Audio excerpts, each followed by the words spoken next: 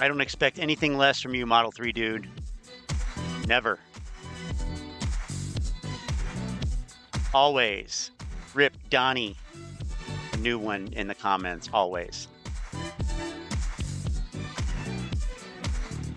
And all these grifters, really.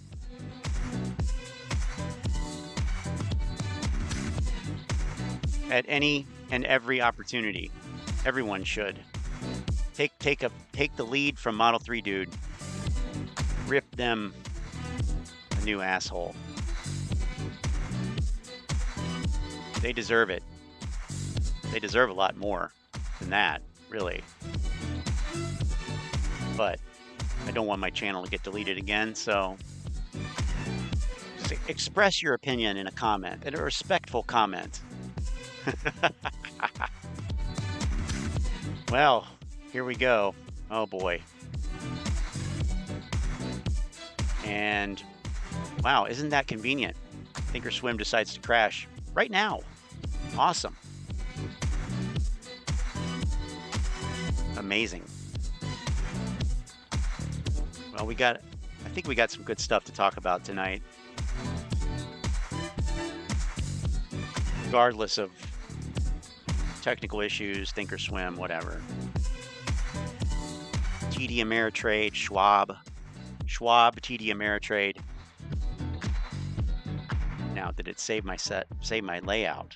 That's the real question. Of course not. Of course not. Wow. Thanks a lot, Thinkorswim. Well, I have 2 minutes.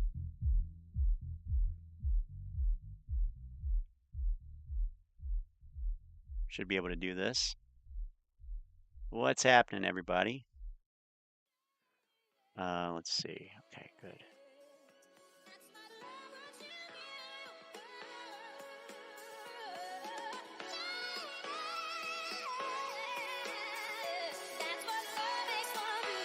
We don't want AMC there. Not really useful today. Or ever, really, but VIX is a little bit more relevant, maybe. And let's go with the 10-year.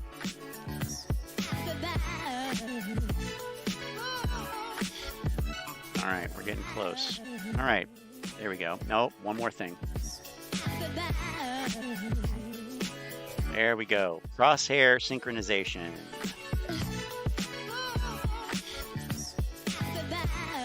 Wyckoff Mining, MOAS tomorrow because Mudrick sold. I can see that. Makes sense. Oh, there we go. Here we go. All right. Let's see what we got. Mudrick sold, huh? So let's see. We have the obligatory bump in energy. All energies. Gas, oil, and gas.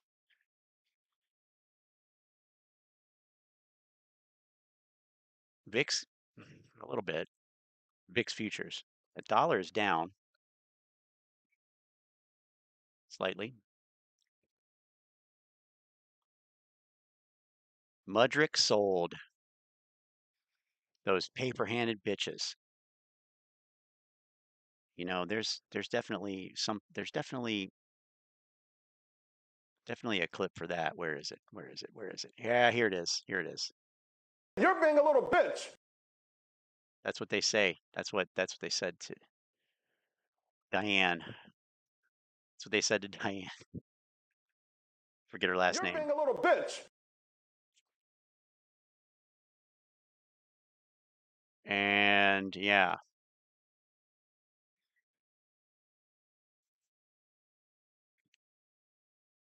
Well, I'll tell you what.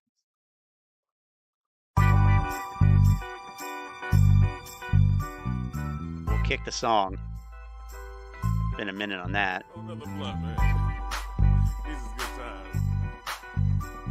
These are good times. You full of shit, full of shit, full of shit, and you need to quit. Baby, you being a little bitch. All right. Okay. Tell you what, I don't know, actually. Let's make that a little smaller. There we go. There we go. And it was the best of times, it was the worst of times. Oh, and now it's cut off. There we go. Okay. All right. So, um, boy, we'll come back to that. But we got some stuff on AMC here. If anybody's interested, let's take a look at that. So, excuse me. Where to start? Where to start? So here's Donnie. Speaking of Donnie, is this the one that where an asshole was ripped? I don't know. But here's Donnie. He's going to give us some wisdom here. This is not financial advice. It's not legal advice. It's for entertainment, educational purposes only. Anything I say is my opinion. Please don't make any financial decision based on anything I say in these videos. That being said, hit the like button, subscribe button, all that YouTube algorithm stuff so you get the videos I put them out. So I'm thinking, see, I'm analyzing the data. Listen, if you But as you tell us every day, the data they release to you is false, meant to give a false impression of the market so you make bad trading decisions. Well, maybe that's not true today. I don't know. following the cost of borrow, if you're following the shares available to short, If you're following those things, you're wasting your time. You're focusing on the wrong things. You're focusing on elements that do not matter. Is that what he's going to say? it is going absolutely crazy. No. These people are driving themselves absolutely crazy, focusing on all of this irrelevant stuff. And it makes no sense mathematically, and the only explanation in my mind Uh-oh. is criminal behavior. Criminal behavior. It's obvious to him. It's obvious to him. Now, I'm not going to say what I'm thinking right now because, again, I want my channel not to be deleted. But yeah, well, shoot, I wish I could because it's funny. But anyway, I think it's funny. Just use your imagination. Um, Criminality, huh? Oh boy. All right. But it's obvious crime to him. So we can we can be sure, we can be fairly sure. We can have a pretty high confidence level that he's obviously wrong. Okay, criminal behavior, pure fraud and manipulation, and the SEC knows exactly what they're doing. Now, this is What's a up, theory. Chilo? I have Funny. no concrete evidence of this because I can't really see behind the scenes. Oh, But based no concrete evidence. Okay, but man, let's minimize that fact. evidence of this behavior, pure fraud and manipulation, and the SEC knows exactly what they're doing. Now, this is a theory. I have no concrete evidence of this because I can't really see behind the scenes. But based on the DD that they say we don't do, based on what I see, they are hiding their shorts and way out the money puts. What? What? Based on what I see,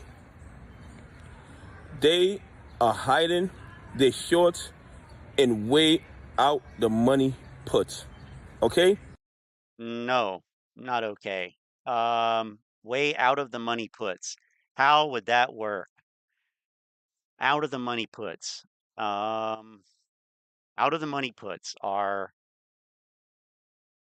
out of the money. Lower priced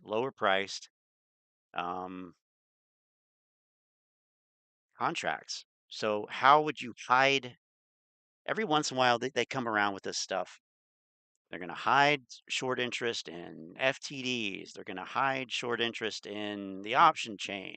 They're going to hide it in the futures. They're going to hide it in the swaps. They're going to hide it in phase 6. They're going to hide it wherever Joe Biden's classified documents are. I mean, what the hell? But nobody ever explains how that's possible or why you would think this and to begin with. Okay, maybe, okay, Scott, maybe you're jumping the gun. Maybe he does. Look at that smirk. He knows something. All right. They're hiding their shorts and way out the money puts. Think about it. All Well, these way out the money puts. I tried to think about it. It doesn't make sense, but Money okay. puts. Think about it. Look how obvious it is to him. Oh, look how obvious. He's Hiding disgusted. their shorts and way out the money puts. Look at that look of disgust. He's so obviously disgusted by the obvious criminality. Wow. Wow. Think about it. All these way out the money puts. You think retail investors Ah, Jesus Christ. Looks like he's taking a shit. What the fuck? are buying $1 and $2 puts? They're not doing that. These are the institutions hiding their short positions in these these out of the money puts. How do you do that? By buying essentially worthless contracts? That makes no sense. Think about it. Just think about it. It makes no sense. Holy shit. Wow. Either that or this guy is on such a totally different level. Wow. I think he said that they basically got PhD level educations by following AMC. I think that was kind of the gist of it, basically. By following AMC and doing all this supposed DD, they have basically uh, given themselves PhDs in trading, which is hilarious because wouldn't you expect somebody who's educated in something to be good at it? Oh my God. Wow. Why would they even need to hide the short positions? Right. Hide. They don't have to report them. The only thing I don't even want to say reason because it doesn't, it's completely irrational. But the only thing that I can surmise is that, we see, um, we see this Ortex data, whatever, that says 23% short interest, right? But they want that to be a lot higher, obviously, because that to them that means that there's going to be a bigger squeeze. Let me go back.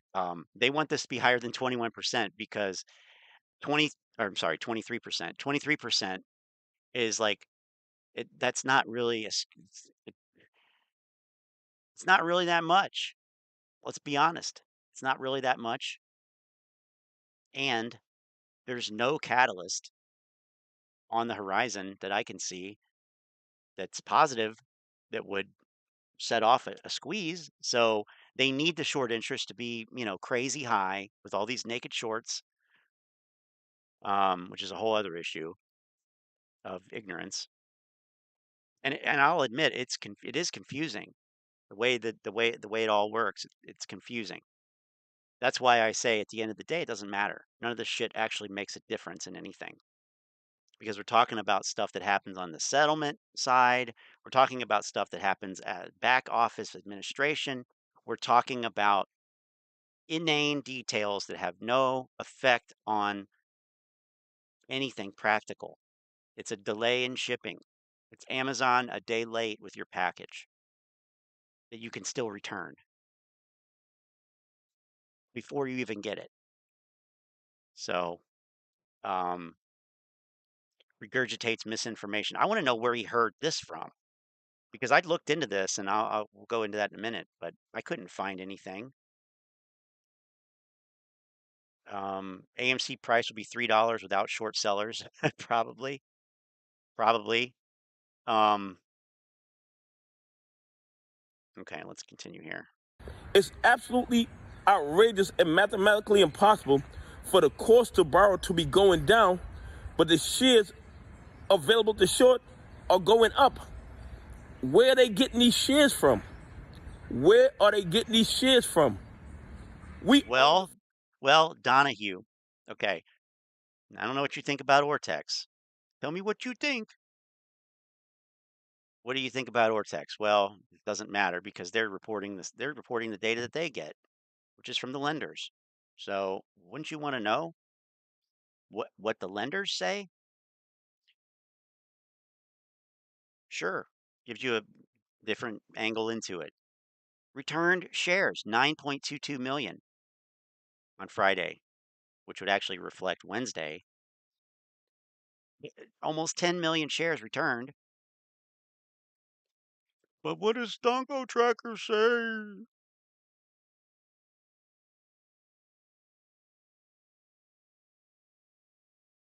Yeah, it says they're available.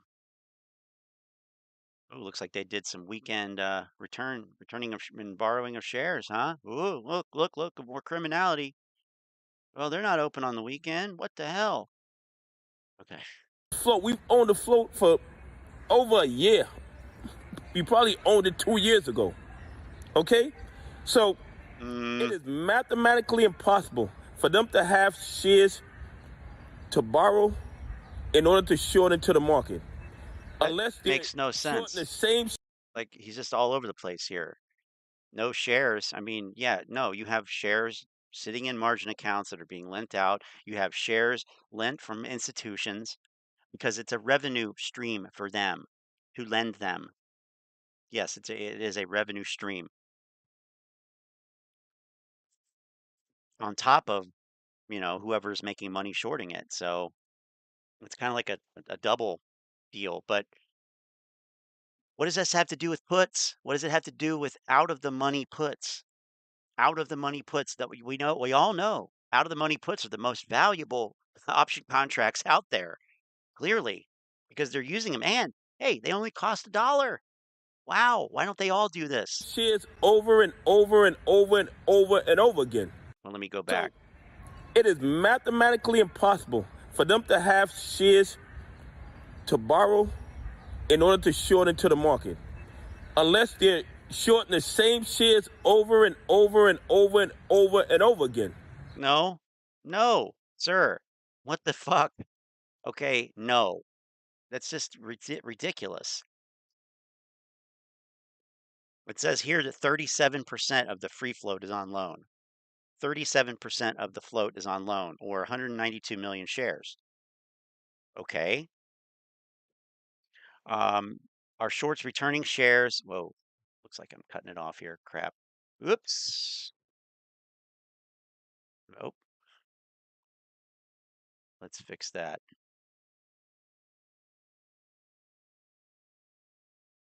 Okay, there we go. Are shorts returning shares due to covering, or do they prefer to borrow and return shares without shorting and covering?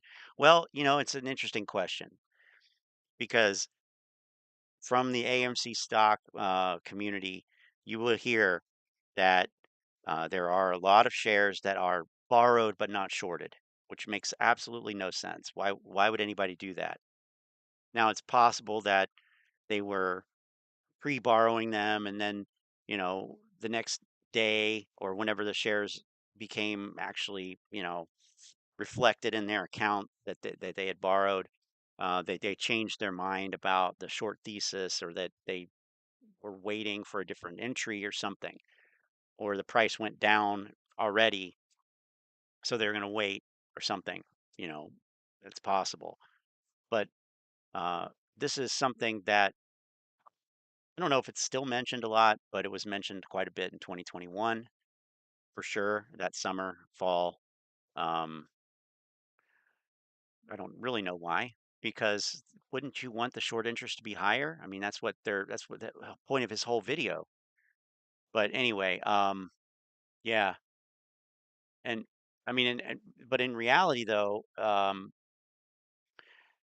they return shares from covering, yes, but also shares can be covered but not returned, in that they could be immediately lent to another borrower, or there could be some type of like secondary deal worked out between the first borrower and another borrower. So they can kind of do it what they want. Now, that probably explains why I would imagine these numbers seem so low on Ortex, like 10 million, 10 million returned, 8 million borrowed. I mean, I don't know. I don't know, but I always felt like, especially on days when we pretty much are fairly certain that there's short covering going on across the entire market, we still don't see a large enough number really to seemingly affect the price as much as it does in those runs. So I don't know. Ortex is only a portion, it's not everything, but a good question though. But I think that clearly they borrow shares without shorting them to mess with the apes. And that's really what's going on. Let's be honest. Let's be honest. We know that. We know that. Everybody knows that. And that is what I believe they're doing. But in order to keep the short interest down, they are hiding the shorts in these way out of the money puts in order to make the short interest appear that it's 22, 23%. Like I told y'all in the previous video, I believe the short interest is 40-something%. It might even be 50% at this point. Okay? The short interest might even be 50% at this point. Based on what? I mean, this is the delusional bloviation of an idiot. Plain and simple. In all honesty, this is garbage. Good God. There is no way they can have this many shorts to share at this stage of the game. I mean, this many shares to short at this stage of the game, unless they're involved in criminality. Anyway, please leave some comments. Tell me what you think. Do you think? Yeah, straw man arguments ad nauseam. Thanks? Thanks for what? Short interest is probably above 68%. Oh, okay. Hmm.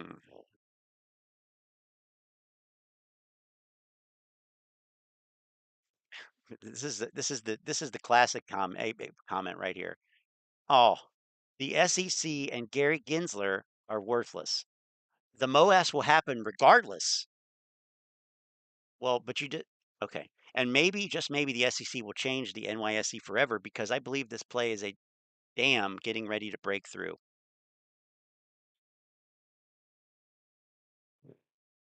Here we go. Here we go. Here's somebody. Puts don't hide shorts, dude. They are a bet the price will be below the strike before a given date. The put owner never has to borrow shares, deliver shares, cover shares. How does a 2 or 3 strike put act like a short? Your logic makes no sense. Buying a put costs premium. On expiration, if the strike is out of the money, they get nothing. And that's, your logic is very, let's see, way out of the money. Hide shorts. That is only a bet or hedge against a massive sell-off. Your logic is very flawed.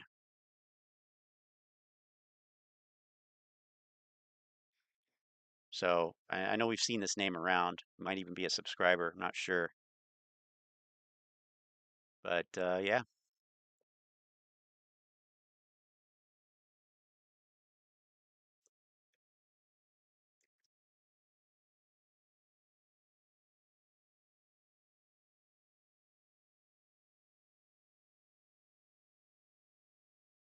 Is there a way to compare the overall bearish bets on something like QQQ versus AMC? Well, we could, yes. Let me pull up some stuff here in the background, and I'll come back to that. Okay. They will not allow short squeeze or MOAS. We have everything against us, and without justice, there are no consequences. FUD. Total FUD. Total FUD. Come on now. No FUD. Okay. Okay, now, as much as I don't want to do it, Well, I can put it off though. So, oh boy, another one of these sideways days it looks like so far. Um, what is I want to know what the economic calendar looks like this coming week. I know we have some things happening, but not sure what.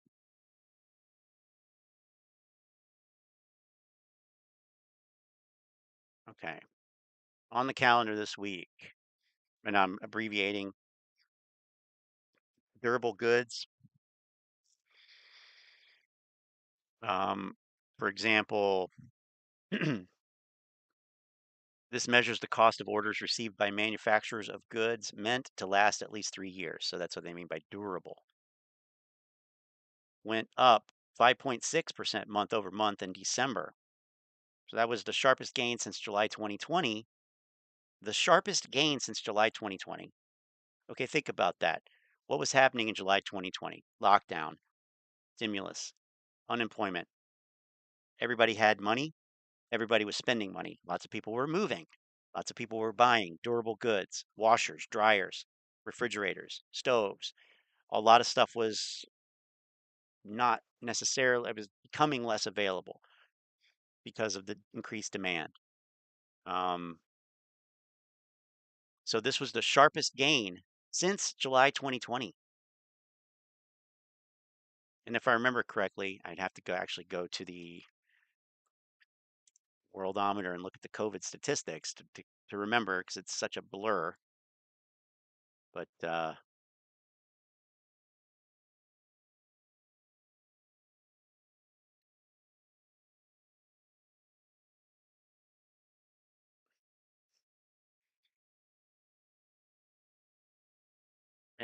yeah, look at that. Wow. This was in January 2022 in the United States. I didn't realize. I mean, I probably did, but again, it's been a blur. Active cases. So here's the daily new cases. So let's see here. No, July was a peak. July was the highest it had been so far at that point. And that, by the way, which was only around, 60, 70, 80,000 cases a day reported. Then we had whatever this wave was that Delta or something, and then there was another wave, and it was nice of it to clear up around the time of the AMC squeeze, though. Look at that. Cases were down to the lowest point they had been. And then, yeah, so that was a period of respite. But this is crazy. I don't remember this. I have to say, I don't remember that. I wasn't really paying attention, I guess. Anyway, so no, it was a period of higher cases. Anyway, sharpest gain since July 2020, well above market forecasts of a 2.5% increase. This is December. Here it is, 5.6%. Look at that. Crazy.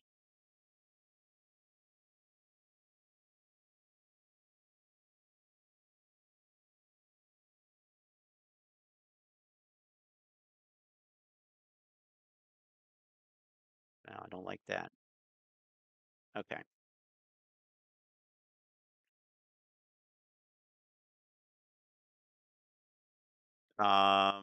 Transportation equipment up 4 of the 5 last months drove the increase. Transportation equipment, excluding transportation, new orders decreased by 0.1%. Okay. Anyway, so we got that.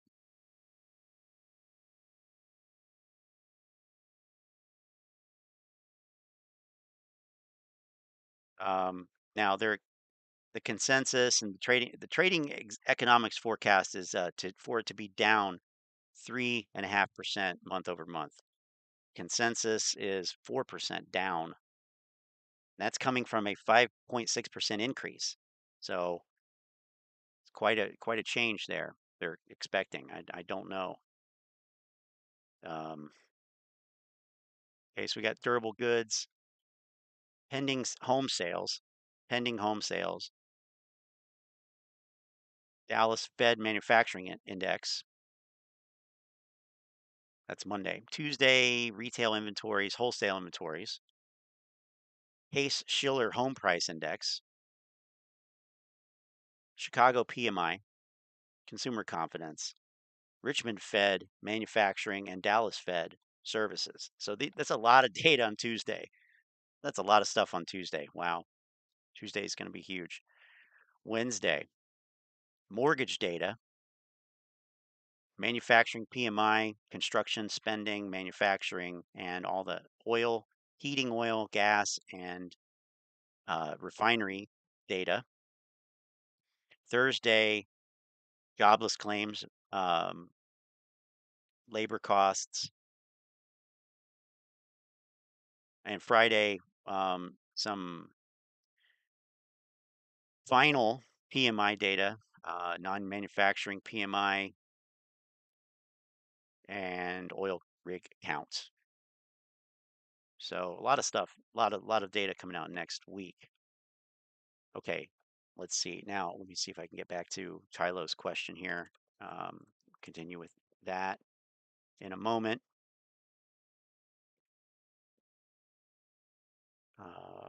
Okay.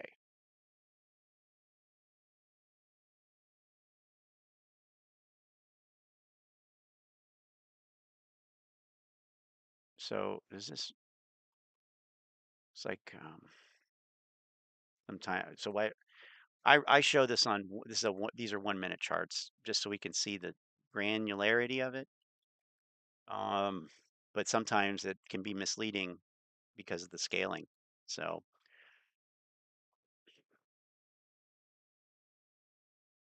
okay, so we were saying let's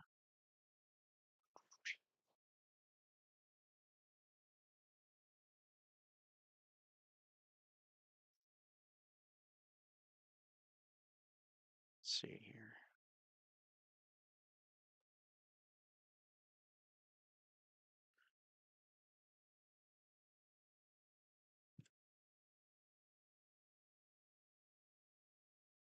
Okay, so Chilo asked if there is a way to easy well, let me just actually get the message.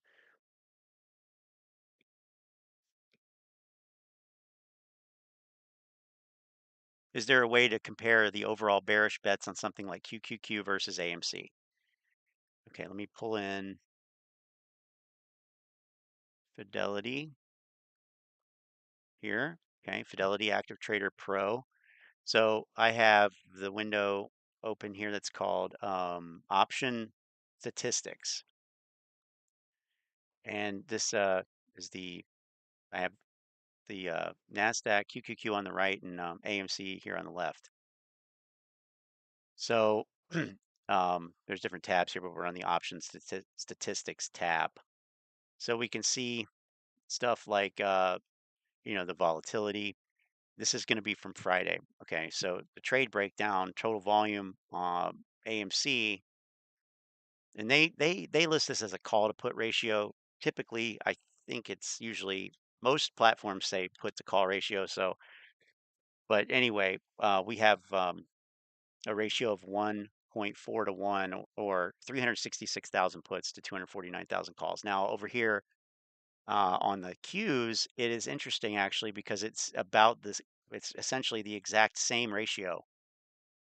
The exact same ratio.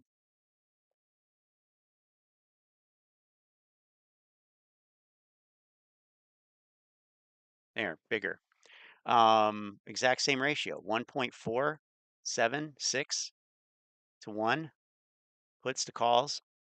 Obviously, a lot larger volume on the Qs, but same ratio in terms of the volume of bearish and bullish bets. However, on the open interest side, though, no, I'm sorry, on the 90-day average volume, 90-day average volume over the last 90 days, on the Qs, it's still bullish. Bearish, I'm sorry. More puts. On AMC, however, more calls. Open interest, bearish on both. a little bit more bearish on the Qs, a little less bearish on AMC. And average open interest, again, is bearish on the Qs and slightly bullish on AMC. Okay, so then we can look at other things here like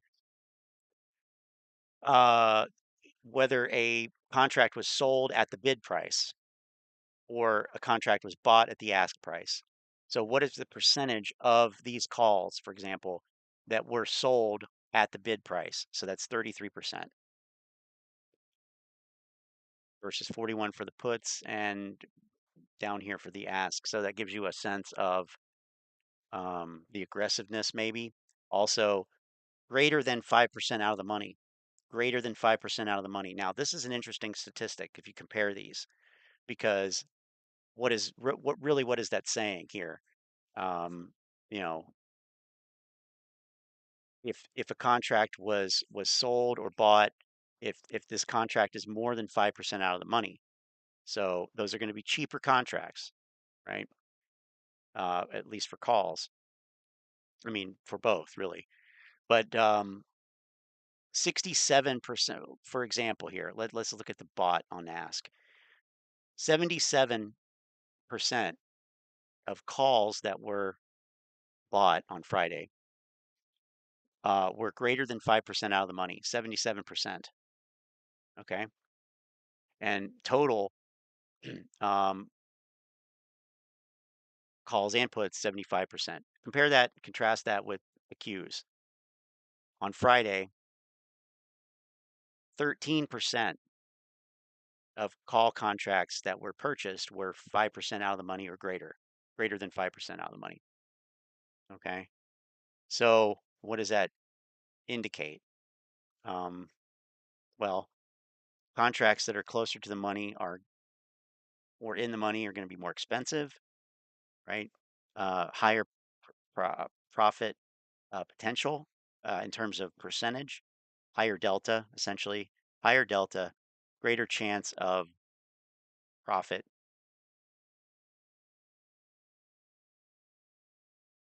And seeing this on AMC, it's not really surprising. We typically see that kind of thing as well.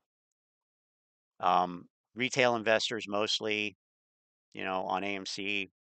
Now we can also look at today's biggest trades.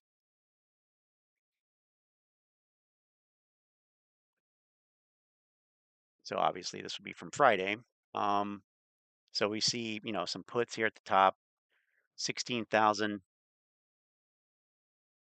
These two are, okay, these two are at the same exact time. They're the same quantity. And over here under condition, it says multi-leg floor, multi-leg. So what that's telling you is these two trades go together. It's actually a single trade that had two legs, two portions. So it looks like they sold 16,000 puts at the ask price for the $3 strike.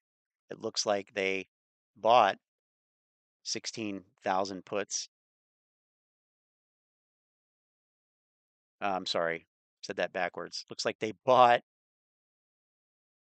16,000 puts at the ask price and they sold 16,000 puts at the bid price, both for the $3 strike.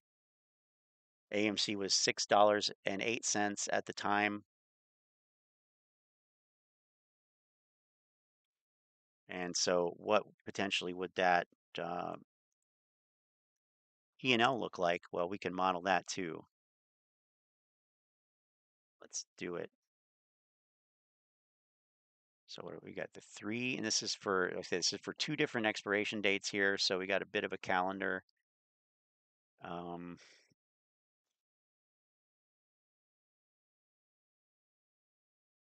Okay, so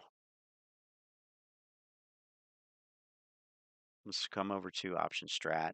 Is this kind of what you were asking about, Chilo? I'm not sure if it is, but it is actually a very interesting comparison here.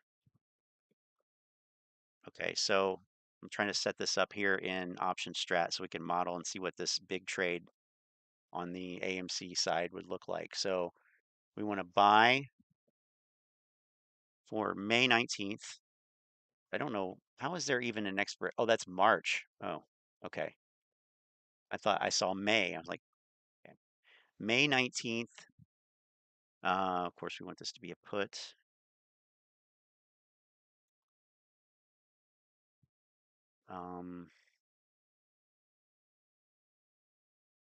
Quantity 16,000 and price is going to be 23 cents.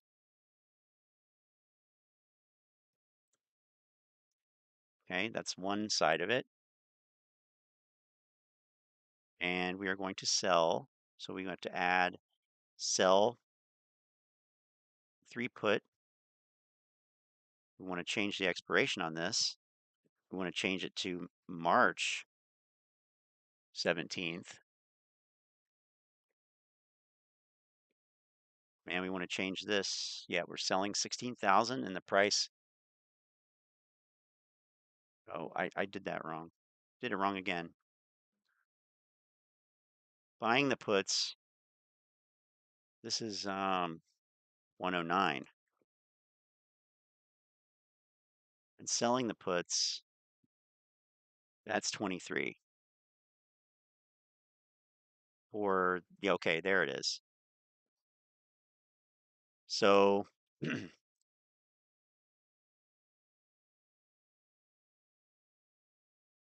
at expiration, and this is the March 17th expiration.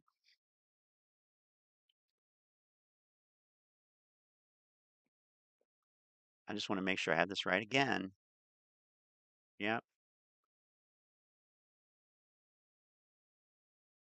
109. Yeah. Okay, that's it.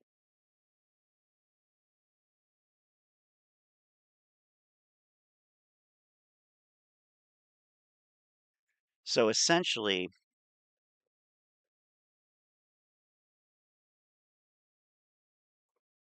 I mean, it seems like a lot of risk, but anyway, so this is a calendar put spread, and it says here, a neutral to mildly bearish or bullish strategy using 2 puts of the same strike but different expiration dates. If the stock is near strike A, when the earlier call expires, you'll be able to close it for a profit.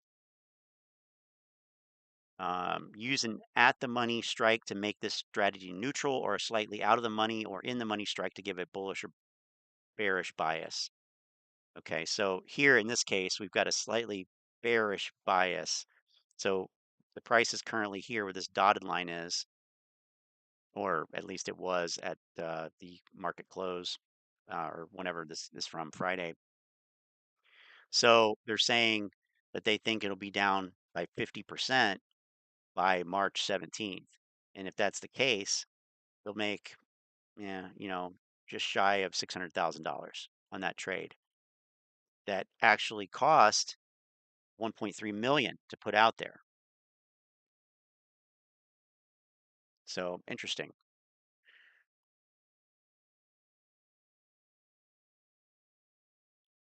So that was the largest trade on the AMC side. Over here on the Qs, looks like we have another spread or something. Yep. So we are buying the 275 puts for March 17th.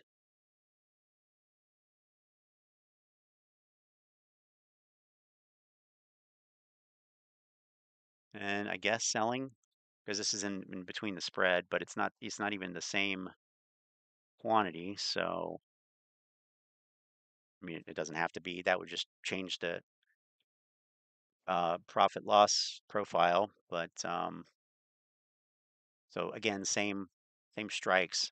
So this would, if we come back over here, I'm not gonna go through the whole example here, but um, let's just put in these numbers. So let's say we were, instead of buying the 16,000 on AMC, we would buy the 20,315, and then we would sell the, hopefully it doesn't keep it, 16,142, and it's changing them both, which it Doesn't have to, yeah, unlink. Okay, so we want this to be the 2315.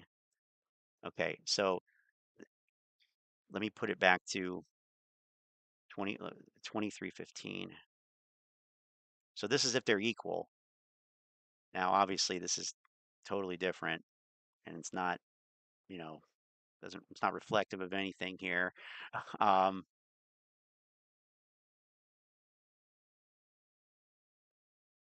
but we could just see how it changes when we change this one, bottom one, to minus 16,142.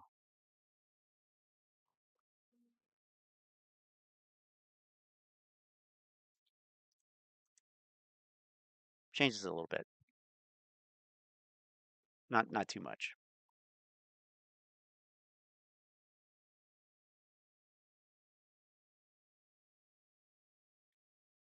So I guess what I'm taking from this here is the highest volume here. And by the way, here's another spread here. So these two trades, 1152.35 timing on both of them, selling the 10 call and selling the 10 put. Okay, so this is together 5,700 on each.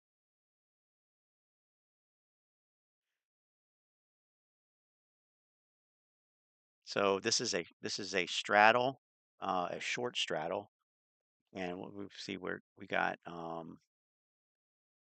March 3rd at $10. And so here's this short straddle. So we're selling a call, selling a put, same strike. So let's change the quantities, 5,700, and the prices. So on the call, 5,700, and that price is supposed to be 5 cents. And on the puts, 5,700, and the price is 415. Okay, so it cost you, well, actually, because it's a short trade, you're actually receiving a credit. You're receiving a $2.3 million credit. It says you need $700,000 of margin, maximum loss of infinite. So how would that happen? We'll look at it. Max profit is the $2.3 million that you collected as your initial credit. So we can see how this would change. We're talking about what? March 3rd. That's this coming Friday. 5 days. Okay. So if we widen this out a little bit here, so this overall, it's an odd trade. It's seeing it's betting on the upside.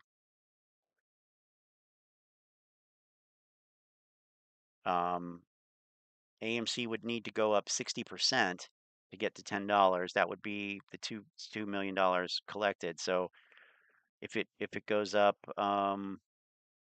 let's just say it goes from 580 to 680. But it depends on when. It also depends on when, because this doesn't really become that profitable until the end, till expiration, because you have to collect all that. I mean, there's a time for it to go away. In other words, at this point, at expiration, there's no more time left for it to get to $10. So you, that's it. Time's up. You keep the whole premium. But just to say, if it went up by $1 by Friday, that's about, you'd have to give back a lot of it. You'd have to give back a lot of that 2.3 million, but you'd get to keep almost 600,000 of it. So that would be cool if you have a bullish bias on AMC. Just something for the apes to see. I don't really know why AMC would be targeted more than the general market in the short term. Um, well, maybe they are hiding their short interest in all these options. But you know, uh, I don't think that. Yeah, I think bad backs right here that we all know logic and reality are the ape's worst enemy. That's very true.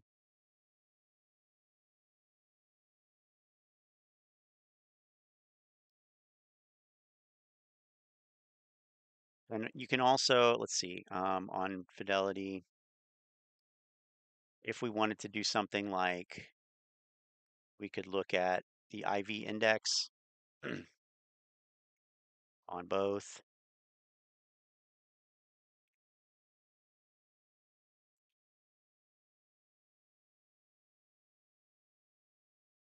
Why is that so?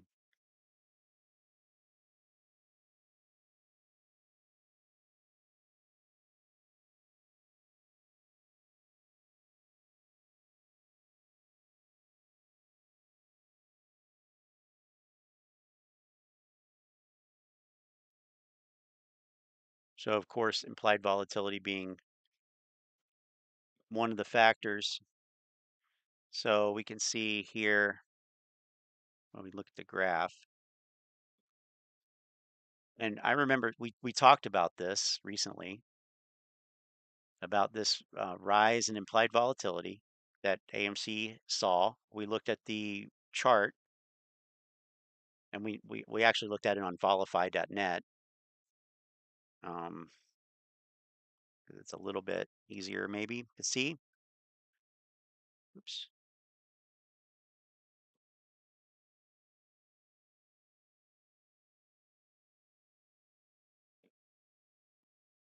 Right. So we have an implied volatility percentile of 94, still high.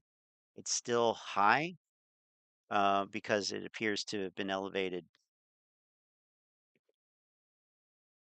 in the, I guess, yeah, second. Anyway, yeah, we looked at this and saw that it was hitting this peak. And what did it normally do after it peaks? It comes down. We can see that maybe better on this one. Maybe no. Where did I see it? Oh, I saw it somewhere. Um, and that's looks to be exactly like what it's doing. Exactly what it's doing here. So lots of good data in the option chain to look at.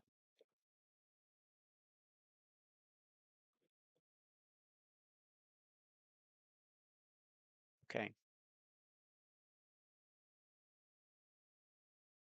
Okay. So before and before that, let's come back here real quick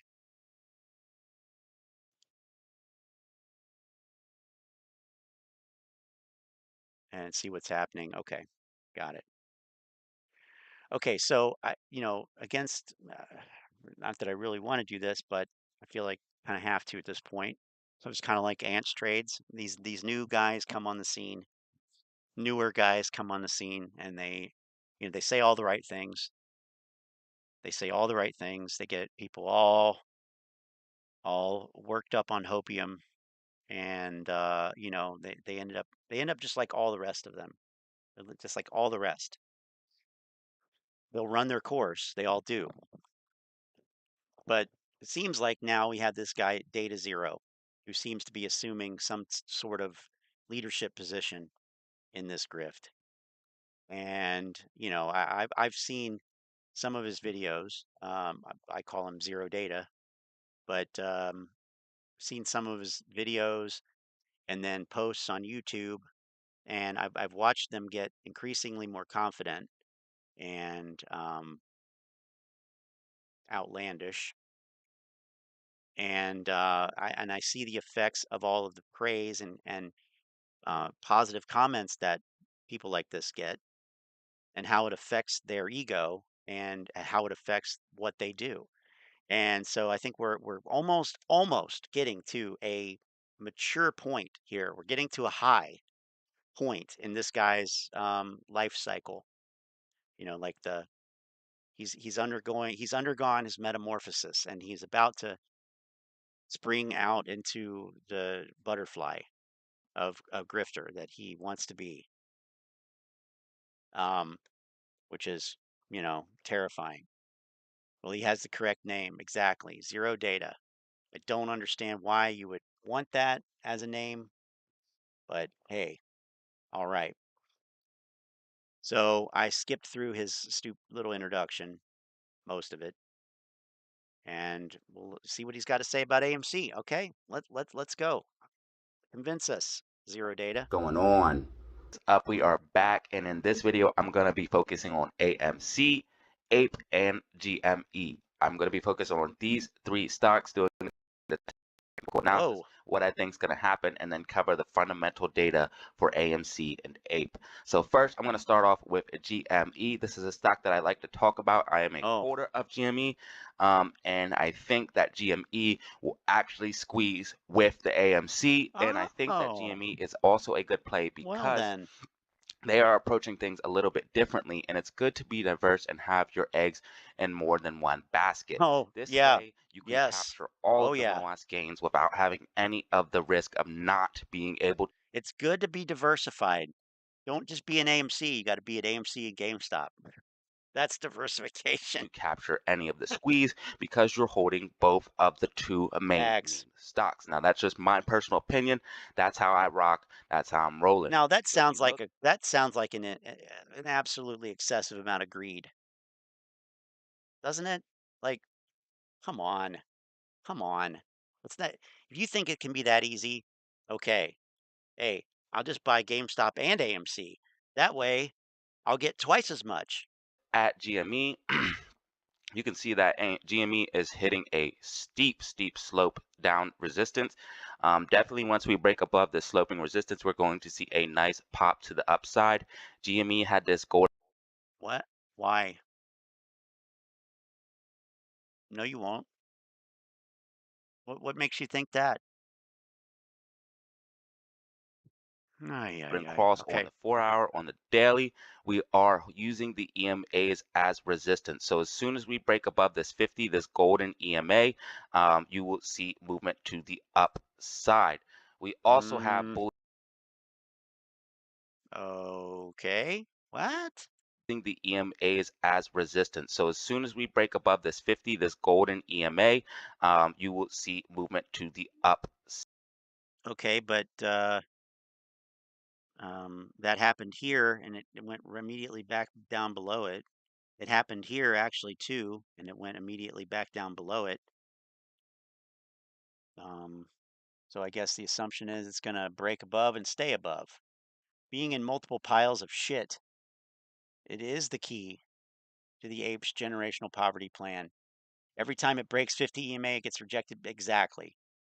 Exactly. I mean, how is that hard to see on this?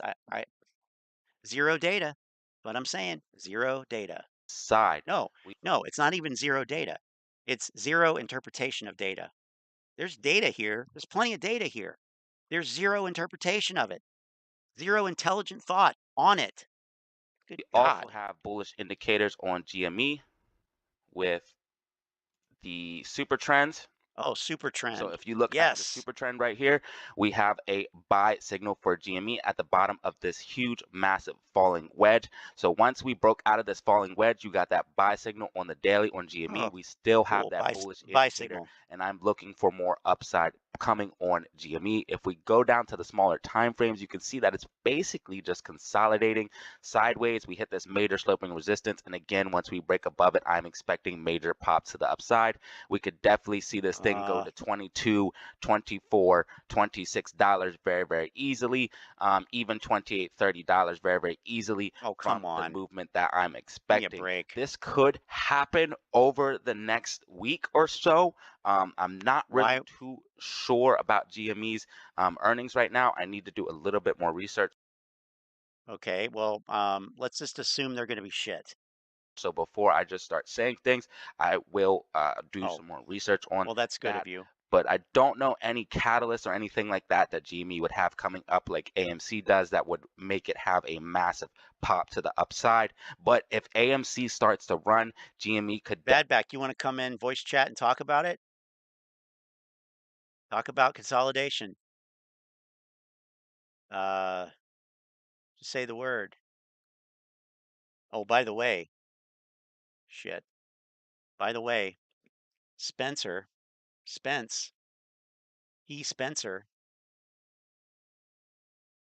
322 is suspended on YouTube again.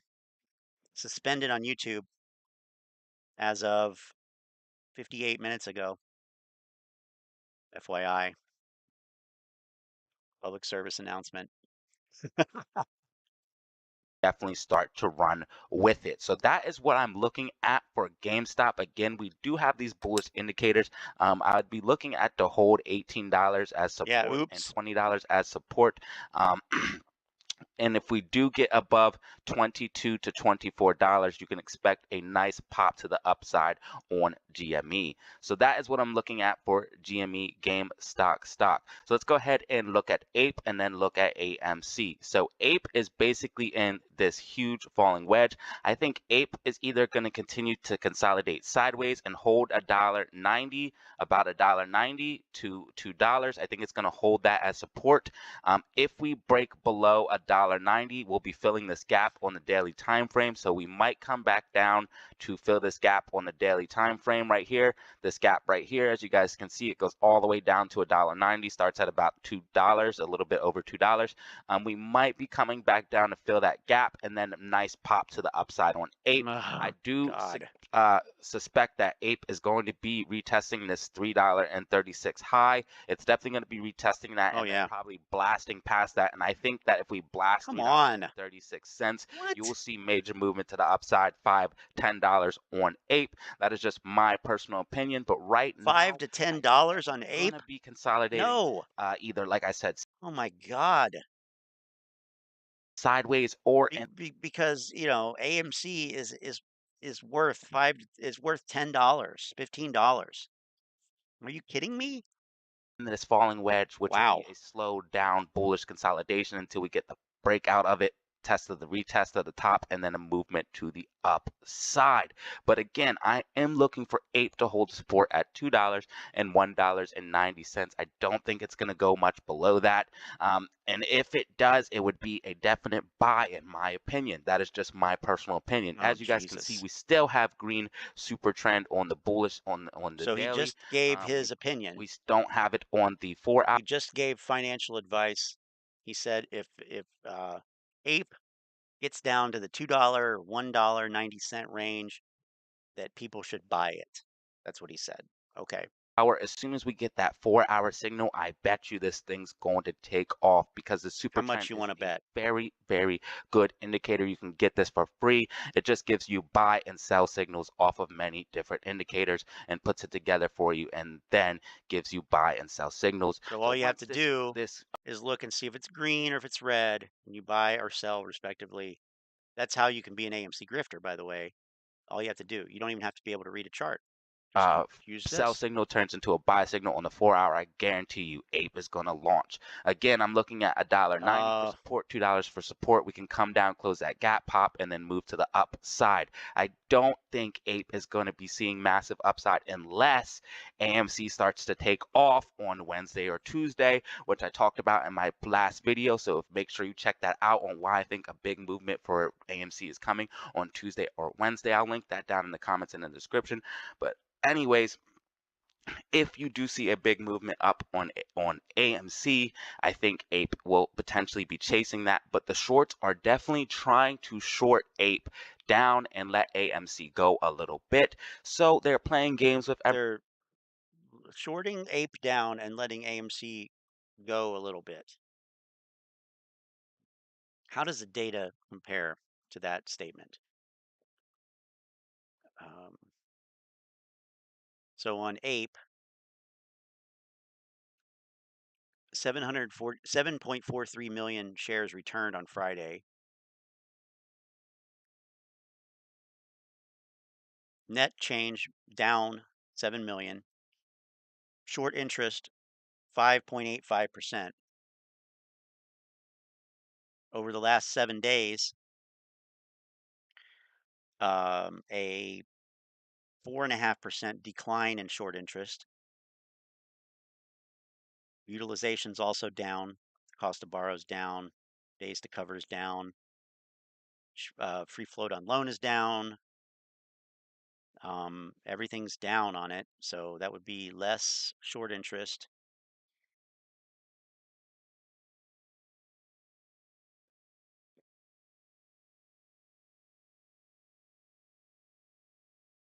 Yeah, remember when Ants Trade said ape runs to $5 back here somewhere, right? Before you had a taste of reality.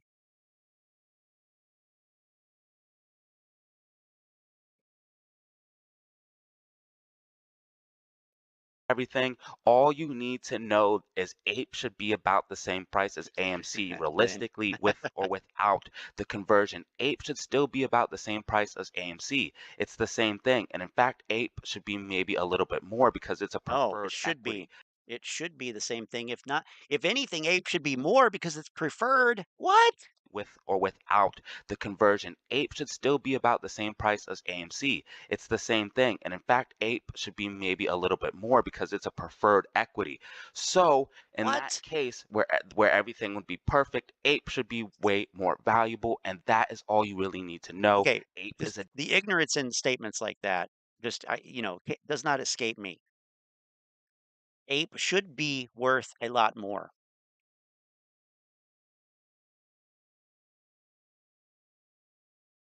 The problem is it's not.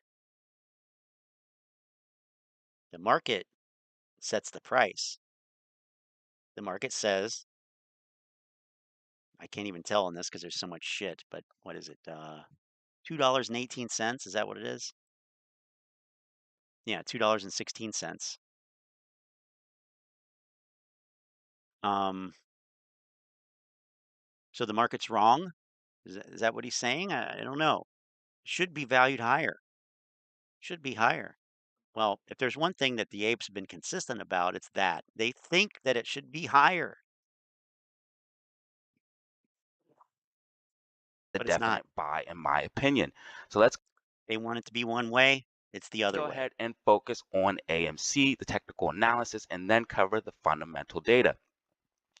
So, guys, I did a deep dive on AMC on Friday night, and I Bingo. also talked about it on Saturday. Make sure you check out those videos. There's a playlist with all my AMC videos.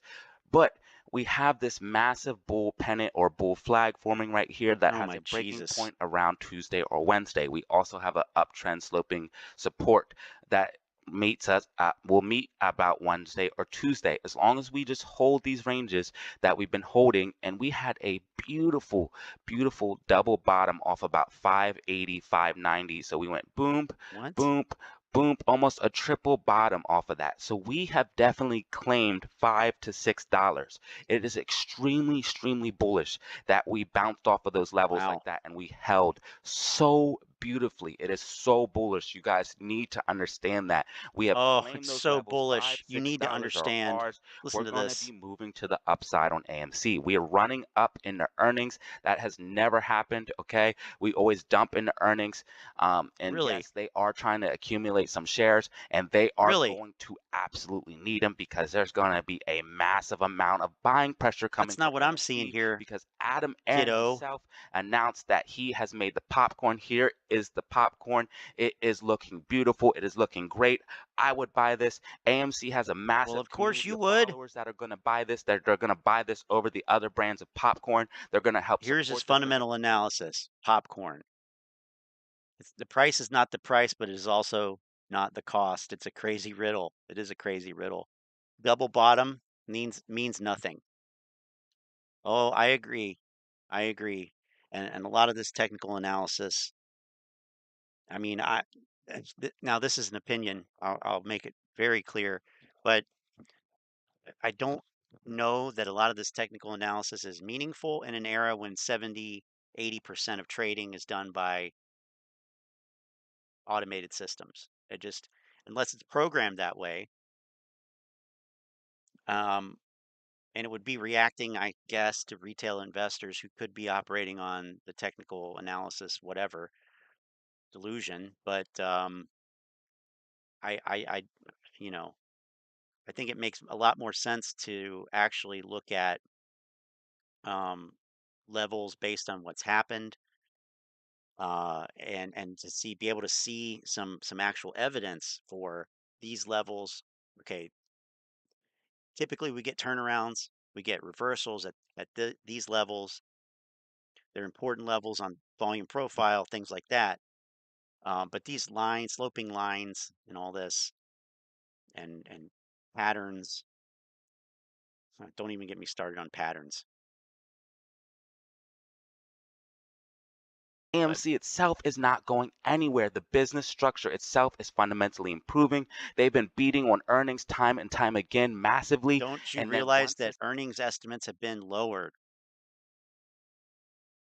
precisely so that they can beat, quote unquote, the earnings? I mean, I frowns, crosses, double bottoms, witch hats, all these terms they like to throw out mean nothing. Thank you, Model 3 dude. Thank you, thank you, thank you. I agree. this happens this time, once this And it's not even like it's not even a matter of agreeing or not. I mean, look at the charts. The shit will do. I mean, sometimes it makes no sense at all. Okay, this candle should mean this. And then the next day, something completely opposite happens. So, I mean, like that's why I say in previous eras, it probably did. But I just think it's irrelevant for the most part. happens this time with all the failure to delivers we have, the cost to borrow, Oh, and the failure short delivers. interest. Once this happens with that, I think we're going to see a massive, massive movement to the upside. So after earnings, I do expect a nice pop to the upside on AMC. It Jeez. could Okay. even kick off the squeeze. It could kick off the squeeze and start everything. And again, I always talk about the gold. That would be way too obvious. Come on. Come on. Do you think I mean, just logically, which Lynn, says is misplaced here. I think it was Lynn. I know she would say that. If she didn't say it, she would say it. Okay? I maintain that.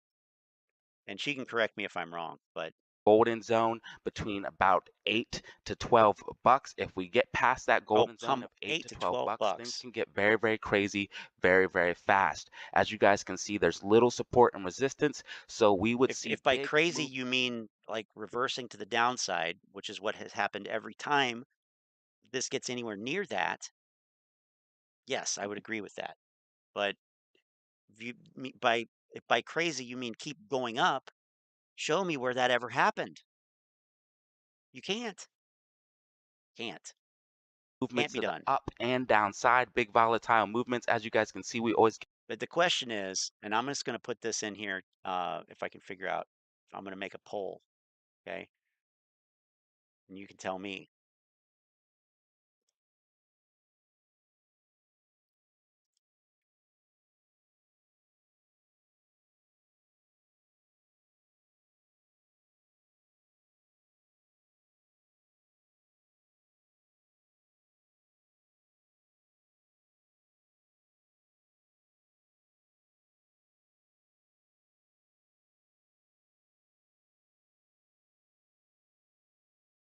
All right. Thanks, Lynn. May speak for you. Make your voice heard in the poll.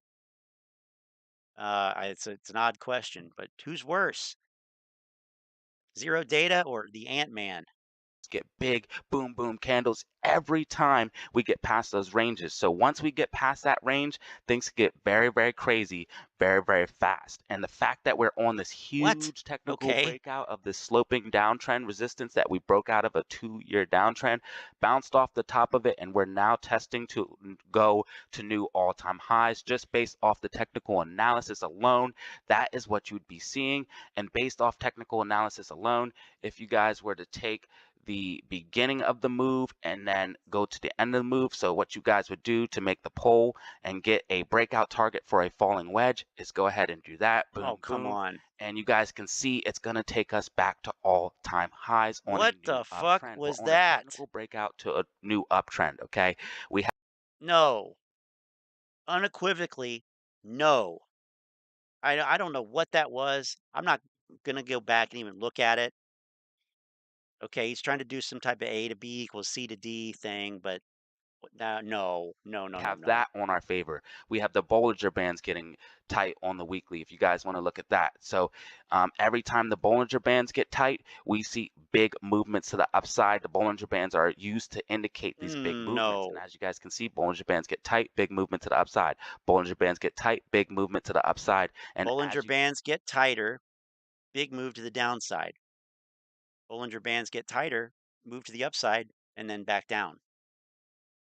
Up, down, up, down, up, down.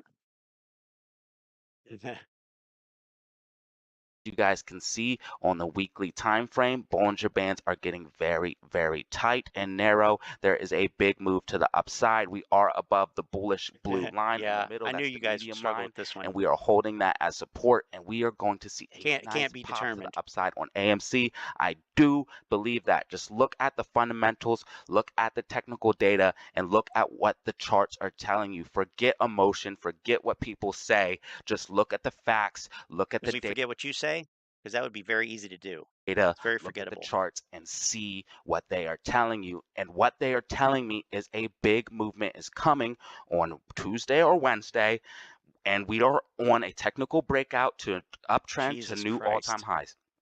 That is what the fundamental technical data is saying. It's all. No, it's not. No, it's not. No. That's not what the data say, if I could speak. If the chart could speak. Yeah, it'd be crazy. That one vote, though. Yeah. Also saying AMC's fundamentals are steadily improving. As you guys can see, we just get beat after beat after beat after beat. Those aren't beats. Fundamentally, Those aren't AMC beats. is improving. What better way Yeah, to the chart's squeeze shorts crying. out of their position than AMC's fundamentals improved? And if you look, all of the indexes have absolutely been dumping. AMC has been pumping. That is very, very good, as there is a theory Oh, God. crash could correlate with AMC squeeze, because that would cause forced liquidations. So all of this stuff is coming That's together. so 2021. Come on. What are you talking about? What the fuck are you talking about? Oh my God. Please. Please. No. Just no.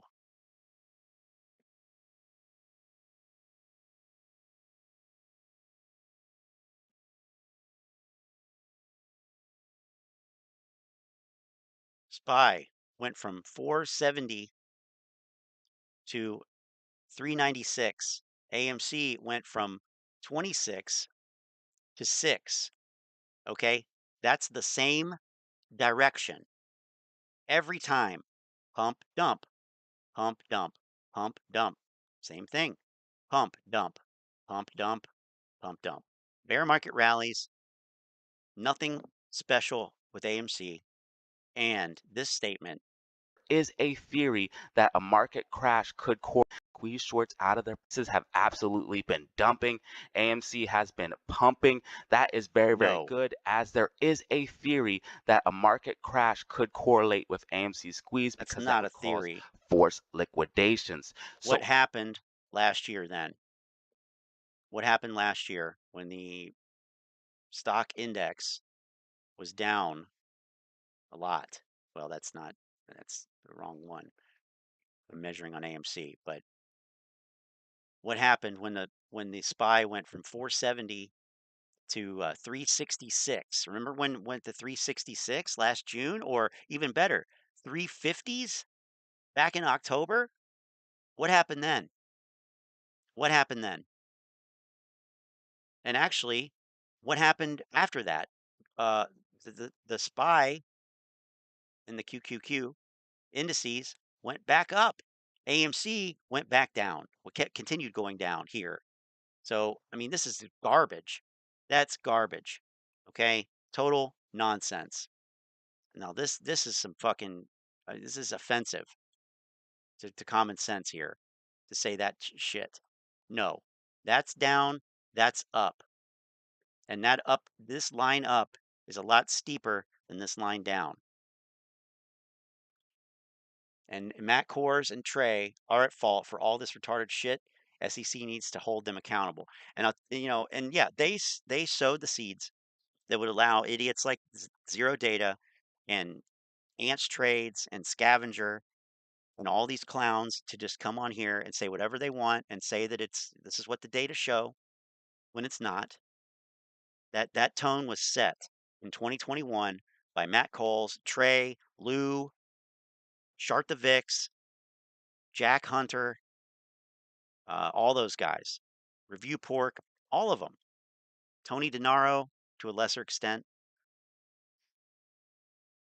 Astro, all of the former superstars in this, which by the way, pretty much all of them have left. They've all left, and we're stuck with the legacy of idiocy and retardation. That's what we're left with. Now, Ron has some interesting things here in Telegram to bring up.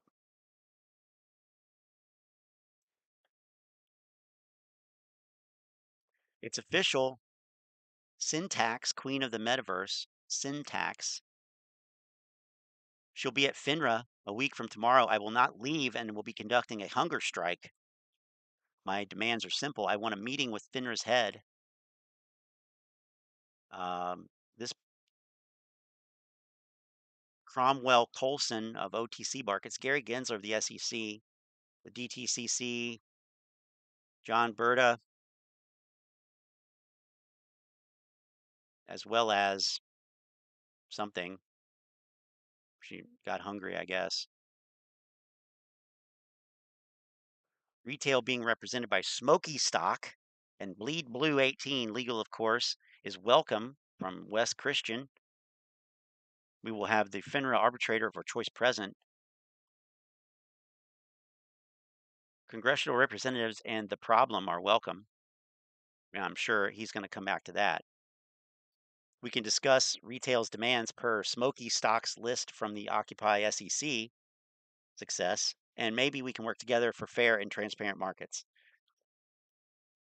I am nervous about the evenings being alone and really appreciate people come out. I am bringing back the Occupy name to show love for those who have paved the way before us. I hope that retail can join in unity and put pressure on so that we can get some coverage and exposure. Retail deserves to be heard. Hashtag unity. And here's some truth being injected into this right here from Bad Back. No one gives a shit. Thank you for following the ape equation. The ape equation, A plus I minus H times E apes. Arrogance plus ignorance minus humility times entitlement. What do you got? You got the apes. Wow. That is delusional. Let's see what he's got here too. He's got something about bigums. Crackhead bigums. This paid agent, AMC Bigums, is 100% not funking cool and has fooled more apes than any other. He has most definitely won the award for being the most well-positioned sellout shill pushing lies and propaganda. Checkmate. Hashtag no integrity tuber Bigums.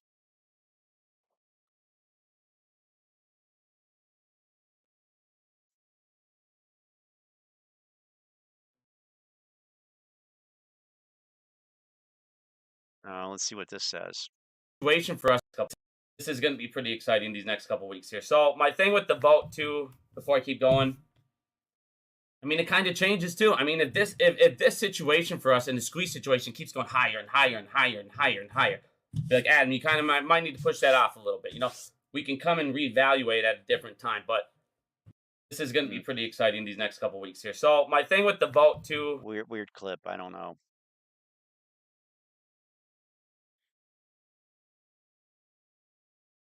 And then here's a supporter. Good things majority of the community sees different because I 100% do not agree with the comments you are making about someone who has brought so much value and knowledge to us on market mechanics and AMC.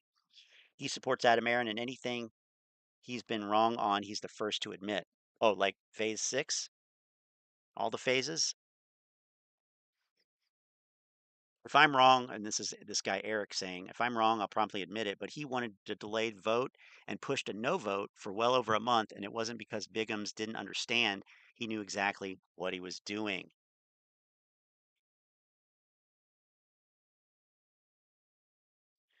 Lots of AMC fire spitting on Twitter tonight. Yeah, but yeah, first of the month coming. Indeed. All of this stuff is coming together. We have the failure to delivers putting massive buying pressure. These are have to be closed out, and AMC has been on the failure to delivers threshold security list for over 13 days, which Oh is my God. illegal. Something needs to give, okay? The failure to delivers need to be fixed. There's so many phantom shares, and it's insane. And if you guys look at the data here, we have all next week, we have, because the T plus 35 closeout date, we have failure to delivers that need to be bought out of the open market. It's going to be guaranteed buying pressure, along with a beat in earnings, along with him announcing the point of sales of the popcorn over the earnings call. Guys, get ready. It is time. I know people are upset. I know people are scared. And you know what? When people are scared, that's when you need to be greedy. When others are fearful, be greedy and forget what anyone else says. It's your money. Do you do your thing? No one ever made any money by being scared. And if you look at what institutions have been doing, this is the institutional ownership. They have been buying since Q1, the same times we have been buying. They have been buying and holding and not selling. They have just been massively buying, especially in Q2 2021 and Q3 2021. They have been buying and holding and accumulating AMC shares the same way we have. So what does it all mean? Guys, you have to ask yourselves. Also, we have Ape on the as the number one shorted list on Yahoo Finance. Now, if you look at Ape's actual short interest, it only says about 6%, but Yahoo's saying it is the number one shorted stock. So let's go with Yahoo because they say it's the highest. Why? Guys, just add it up in your head. The evidence is all just add it up in your head. We are about to make a massive move. See, and that's where I let a few things go. I could have stopped it after any of those statements he just made. But you know, it's sometimes it's better just to let it speak for itself. Add it all up in your head. You know where this is going. You know, we know where this is going. It's obvious. It's so obvious. It's obvious. Do I have that clip? Do I have that clip? Do I have that clip? Where is it? Where is it? Where is it? Where is it? I know I've got it somewhere. Oh my God, I gotta find it. I have to find it now. I have to find it. It's such a great clip. You're gonna love it. It's a great clip. Where is it? Ah! Oh God damn it. Well, anyway. I know I clipped it out too. It's Casey Shaw. It's one of Bad Back's masterpieces.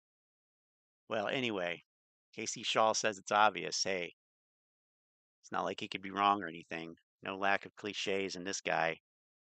All right. Oh yeah, popcorn. Some of the worst quote unquote analysis I've ever seen. Heard. Okay, scavenger. You know. Okay, look, scavenger has pivoted towards the Thomas James style of thumbnail image. Have you noticed this? He's playing around with some different thumbnail designs, and one of them is the Thomas James template here. It's a modified Thomas James, but it's still it's there. He's even got the spacing right, which is it's odd spacing. let's compare, because I'll tell you that's yeah. If he starts moving his hands all over, yeah, then we know he's got himself a man crush. Or what am I doing here? Thomas James. Oh God, Thomas James. Look at Welcome that. back to the channel. You can't make this up. Look, the two lines are closer together, and then there's more of a space between the yellow line. It's the same design. Thomas James needs to file a copyright for that. Colors are a little different. Okay, that's why then. That's why. Sometimes he puts the white on the top, sometimes he puts the purple on the top. So Scavenger's gonna have to pick up on that detail. But and I thought that was funny. He's he's trying out some different designs, maybe pivoting towards a unified Thomas James approach. Let's hope that he does. He'll be sure to see his subscriber numbers skyrocket then. But I just actually noticed that this says Thomas James Property Investing. Property investing. So he's a landlord or a wannabe landlord. Yeah, Ron, they're gone. Where'd they go? That's what I want to find out here. AMC shares are gone. Buckle up. AMC stock share shortage. What happens now? So it's like toilet paper. Stocks are like toilet paper. It's official. Stocks are like toilet paper in 2020 when there was a shortage of toilet paper. It's the same thing. It's the same exact thing. We're all fucked. Yep, we're all fucked because the shares are gone and you have no shares, no worthless shares to wipe your ass with. What is going on? Welcome to the channel. I hope Oh, everyone's having a glasses too. fantastic Sunday. Just wanted to come in Glasses. here to talk about what I expect for the week. I love the glasses and Carhartt hat look. It's kind of a hybrid blue collar look. Some good news we've had over the weekend, and Like, just kind of my overall. And don't get me wrong, I'm a blue collar guy myself too. I work with my hands, you know, and I punch a clock. But it's just funny. Thoughts And I on do AMC, wear glasses. and obviously AMC So being I'm on making the fun of myself. thresholds list, what that means for us, and just kind of how I'm feeling about it. AMC on Friday, obviously. Well, you just gave it away there, how you're feeling about it, because that's what we all care The about. overall market kind of went through a huge sell-off. This is AMC. We had the sell-off Thursday leading into Friday. Obviously, this is pre-market and after hours. Sold off, but had a nice trend up, a pretty steep trend up, but looking really good with that little pump after hours. But overall volume, guys, you know, obviously earlier in the week, we had this nice run up to 680.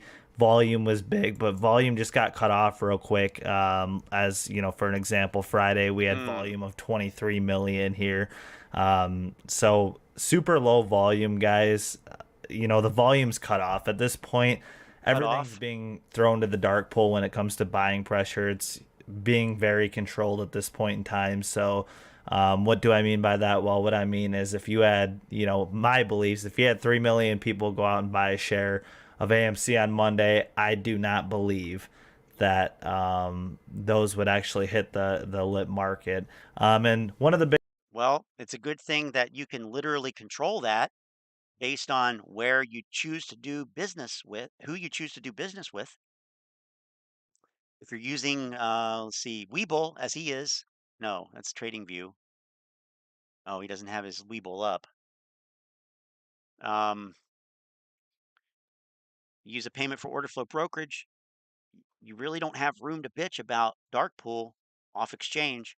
You don't, because you're doing it to yourself. Not that there's anything that's being done. You're buying a stock. Doesn't matter, but you think that your 5 shares, 10 shares are going to move the price. It doesn't matter where you buy those 5 shares. 607 to 619, nice uptrend. Oh yeah. Oh yeah. See, this is what happens when you zoom in too far and you can't see the bigger picture. Yeah, where is that a nice uptrend actually at? Where was that at? Oh, right here? Oh yeah. Was that it? Yeah, okay. Sure.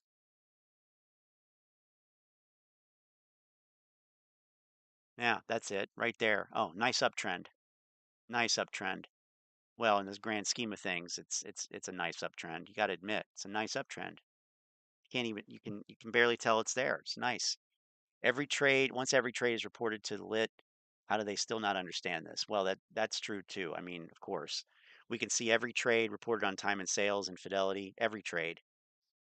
I think they mean it's not going to the New York Stock Exchange to be executed. But like, again, you should know that if you're using Webull, if you're using Robinhood, if you're using whoever,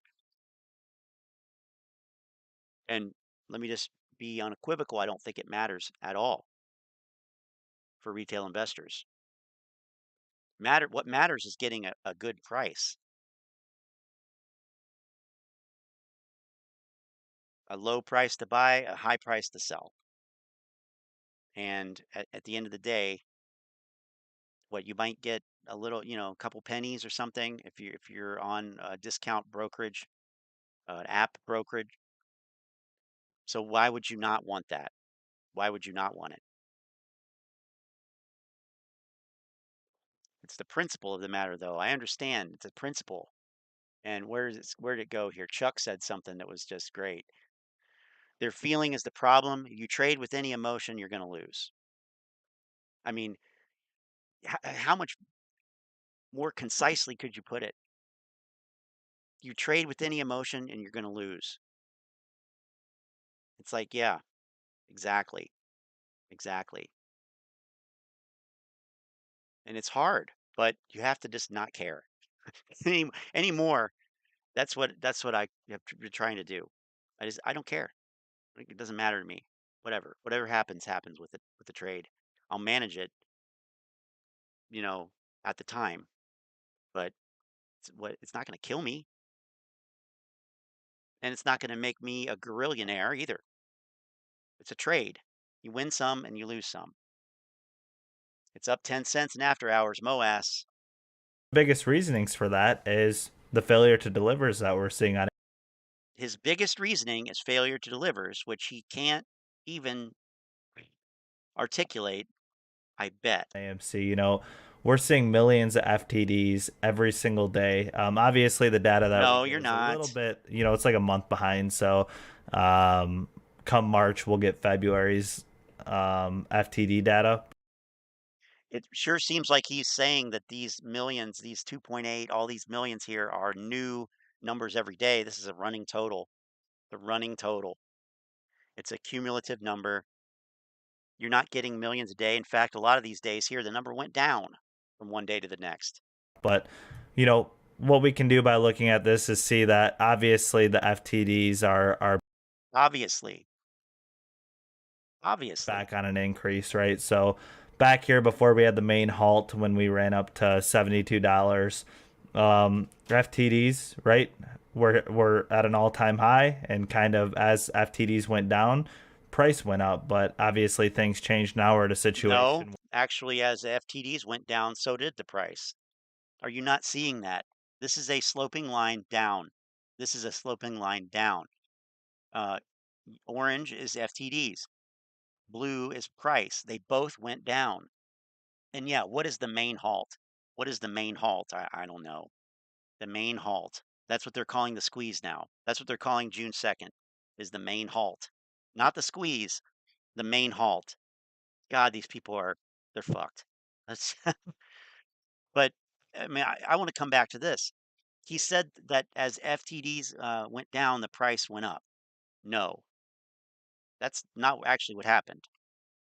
But okay, sure. You can tell yourself that. But that's not what happened. In fact, look at it. You can look at it. I mean, why is he even showing this? Well, he's not counting on anybody pausing it and talking about it, for one thing, intelligently. Well, at least I hope. This rise in FTDs here, what effect did this have on the price? Well, as the FTDs went down, so did the goddamn price. And here's a little spike in FTDs. Oh, the price went up, but then it ultimately came back down. Here's a spike in FTDs, and then there was a pump and dump in the stock. This massive spike here did nothing to the price, seemingly. So I'm not seeing the correlation. I'm really not. Here you see a spike in FTDs and the price is flat. It's literally flat. Same thing here.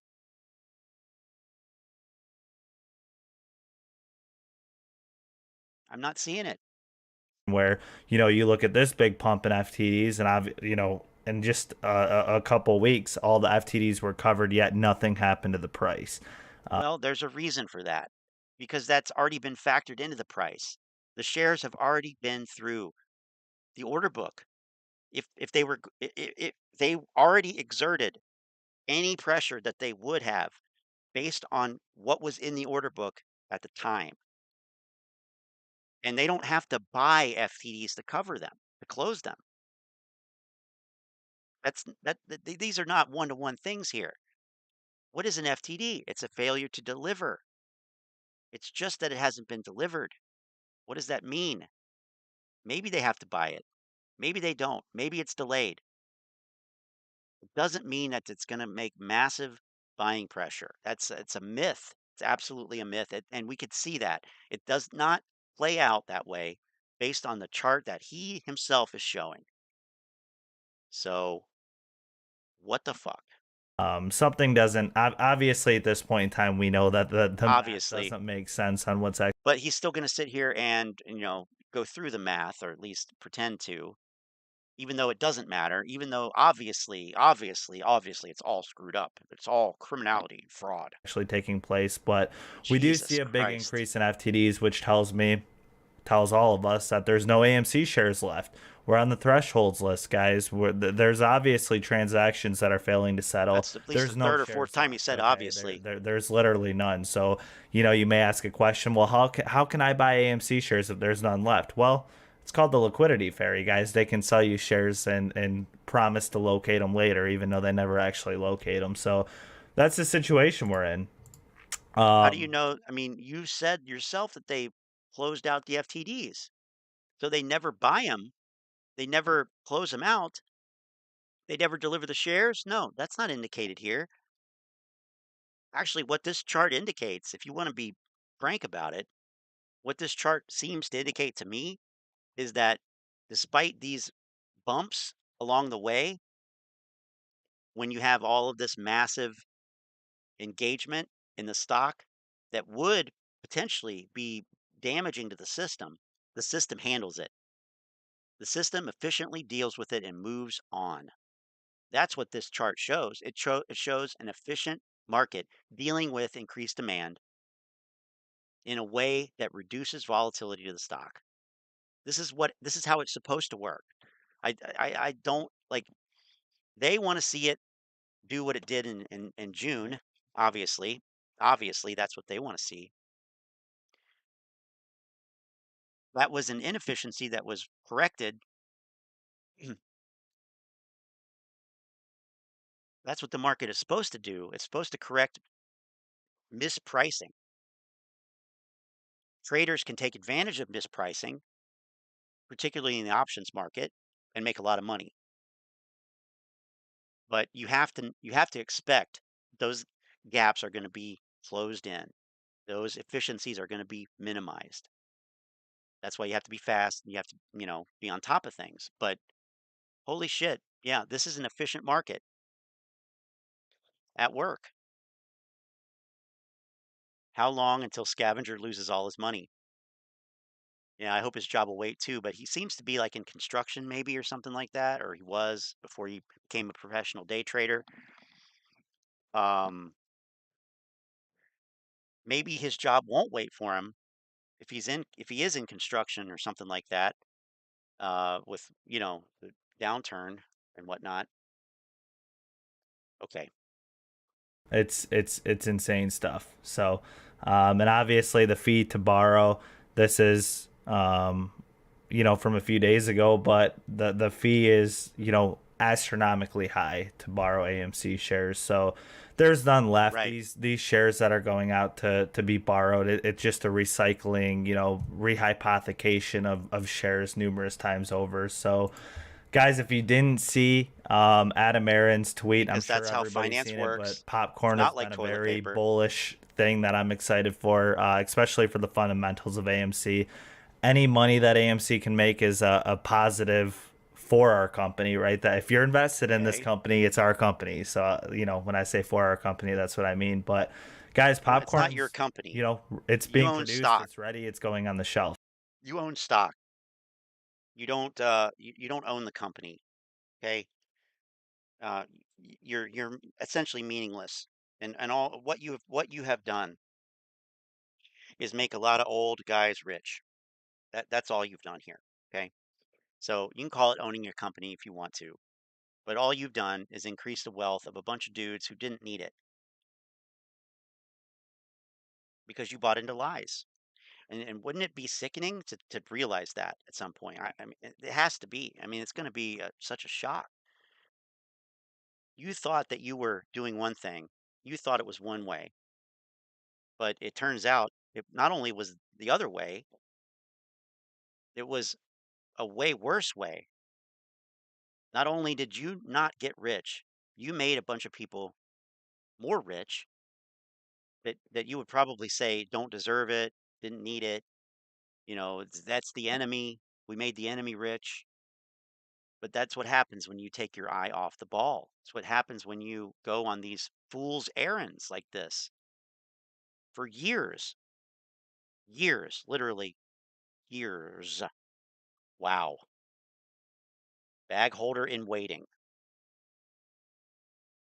Adam Aaron leads these guys on like a flirting girl. I know it's disgusting, isn't it? It's absolutely. So we're supposed to get that news. But I mean, we're a little bit older than these guys, maybe. I am. A lot of us here are, and not by too much, but you know, I don't know about you, but that shit, the flirting, whatnot. I'm more skeptical now of all of it. So, um, in other words, like I'm not probably going to be, fooled by something like popcorn. I mean, gold mine. Oh, let's. Oh, Highcroft is coming out with silver coins. They'll like that. They'll like that. Yeah. This week, so that's definitely something we're going to talk about this week. I definitely am excited to see that. AMC is just going to have a phenomenal week as a whole this week, in my opinion. I know fundamentals and Well, if it's anything like your previous predictions, you'd be wrong. Actual price movement based off of news is kind of rare with AMC because obviously they're going to borrow as many shares as possible to trick retail into thinking, good news can't help AMC, but this is going to be a lot of momentum for AMC this week. I'm really stoked. And then you get stuff like that. Like, oh, they're going to try to trick retail. Trick retail? I mean, sir, like you've already been tricked. And you're the one tricking people. Holy crap. For it. I'm really interested to see what stores they have it in. And this is huge. This is huge. Okay, so this is big. Even without perfect box office productions. Yeah, right? they already sell this. Where we're gonna have income coming from. They already sell this in the store. It's called Pop Weaver. Popcorn, right? People love. Ron found this. Weaver popcorn. That's all it is. Popcorn. People buy popcorn. Whatever. It's gonna be in stores. It's going to be revenue for AMC, so definitely excited about that. And to top it all off, guys, cocaine. This is Crystal Ball that posted this, so shout out Crystal Ball on Twitter.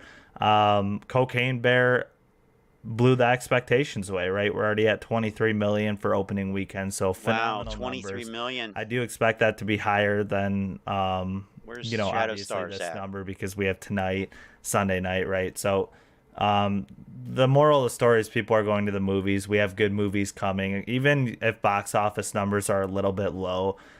In the beginning of 2023, the box office movies that are actually coming out are doing very well. So and those are all estimated. People at this are back point in the too, theaters, by the way. and really, if we have less box office movies coming out but more viewers of those movies, that's actually better for AMC because when we do get back to the actual pre-pandemic numbers, box office numbers, we're going to be making a lot of money with See, this. here, the thing about that is, though, you're probably not going to go back to the pre-pandemic numbers.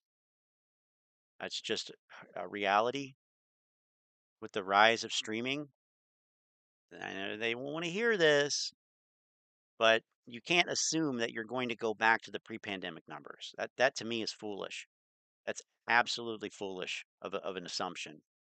So No, AMC is no. going to be making a lot of money with this. So definitely stoked for that, guys. But aside from that, there's no shares left, guys. So, you know, this is the reason when we look over, when we look at AMC here, nice trend up. SPY had a nice trend up too, but, you know, SPY also had this huge sell off. I mean, a huge gap down to get to this uptrend where wonder AMC, why. you know, had a little bit of a sell off, but not insane. I mean, we're talking, you know, 50 cents, right? And almost making that up. So I'm feeling really good about it, guys. I'm excited for this week, but that's my Sunday update. There's no shares available. I mean, they don't have the power to drive this down. We're kind of in this, you know, AMC is not profitable. I mean, this is it. There's no such thing as no shares left. They're not profitable. They're not profitable. Sideways trading consolidation point right here. Love to see it. We're respecting this 590 support very well. We've only come down and touched it a couple times, so we're looking great. I was actually expecting it to come down and touch it at this point here on Friday, but we didn't. We bounced, and that's awesome. So I love to see it, guys. That being said, I'm excited to see what this week has to offer.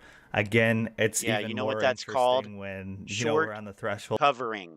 Short covering list, and there's literally no shares available, you know, for them for transactions to actually settle. So that being said, guys, I appreciate everyone coming in here.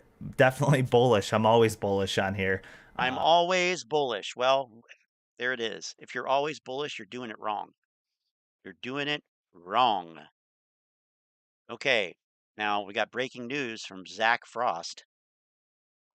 AMC should do a promo for a special edition Cocaine Bear Coke with real cocaine. Bullish as fuck. By the way, we're going to be releasing our limited edition bullish as fuck license bumper stickers. Right? Have you seen these? Let me get these. Let me get this out here. Oops. I call this one, this is the distressed ape look. This is the distressed ape look. Bullish as fuck. Thanks, Ron, for that reminder. Bullish as fuck. In distressed ape. AMC board has some explaining to do. Well, let's see. Hold the fuck up. Hold the fuck up. Broke ass fucker. Nice. Bullish as fuck in the social services line. Bullish on Social Security. AMC board, we got some questions for you. So I asked ChatGPT, which I am not affiliated with in any. Oh boy. Oh, he tricked me. He tricked me. Zach Frost, you little fucker. You dirty little fucker. All right. Here we go. ChatGPT. Anyway, I asked them, why were AMC ERC 20 tokens converted to BEP 20 tokens? AMC Entertainment, the company behind the AMC theater chain, initially launched an ERC 20 token called AMC on the Ethereum blockchain in late 2021. However, the company later decided to convert the token from the Ethereum blockchain to the Binance Smart Chain blockchain, which uses the BEP 20 token standard. The reason for the conversions are not entirely clear, but it's likely that the decision was driven by a combination of factors. One possible reason is that the Binance Smart Chain offers faster transaction processing and lower fees compared to the Ethereum network. That's kind of funny because they do need fast processing times to go hand in hand with the payment for order flow. Anyways, high volume. What? Oh my God. Oh, this hurts my head. Oh my God. Trading. Anyways, though, which has been facing high congestion and rising transaction costs in recent times. By moving the AMC token to the BSC network, users can potentially enjoy faster and cheaper transactions. Another possible reason for the switch could be to take advantage of the broader range of services and features offered by Binance, which is one of the largest cryptocurrency exchanges and has a thriving ecosystem of applications and services built on its blockchain. It is also worth noting that the conversion from ERC20 to BEP20 tokens requires users to swap their existing tokens for the new ones. This process can be initiated through a cryptocurrency exchange or a specialized swap service such as... Now, right there, pay attention to this. Oh boy, pay attention to ChatGPT is going to get sued for securities fraud. I'm calling it now. Because listen to this. Blockchain. It is also worth noting that the conversion from ERC20 to BEP20 tokens requires users to swap their existing tokens for the new ones. It requires users to swap their existing tokens for the new ones. If that's not a red flag, I don't know what is. There's the red flag for me, right there. Right there. This process can be initiated through a cryptocurrency exchange. Yeah, go exchange your tokens. Yeah, go do that. Such as Uniswap or, in my last video, fucking PancakeSwap. And users should exercise caution and follow proper security procedures when performing such transactions, because all of it is recorded on the fucking blockchain. So, AMC, riddle me that, motherfucker. Riddle me that. Go ahead and explain to us why you created these tokens and why initially, are you kidding why were me? these tokens, the first ones, the fucking ERC20 tokens, those were created on June 5th, 2021. You motherfuckers know we had our run up on June 2nd, 2021, and you needed it to stop. Did. You needed it to stop, and that's how you fucking did it. AMC needed the run up to stop because they don't like money. They don't like money or a higher stock price. I mean, keeping up with their arguments is impossible. This is a game. It's a fucking game of mental table tennis here. Back and forth in my head. No, then they want this. No, they want that. No, this person makes no sense. You can't make any sense of this garbage. And now we're trusting ChatGPT, which clearly states that it is not a financial advisor and it doesn't know anything about anything before 2021. And listen to how, bad back. Listen to how confident this shithead is when spouting this bullshit.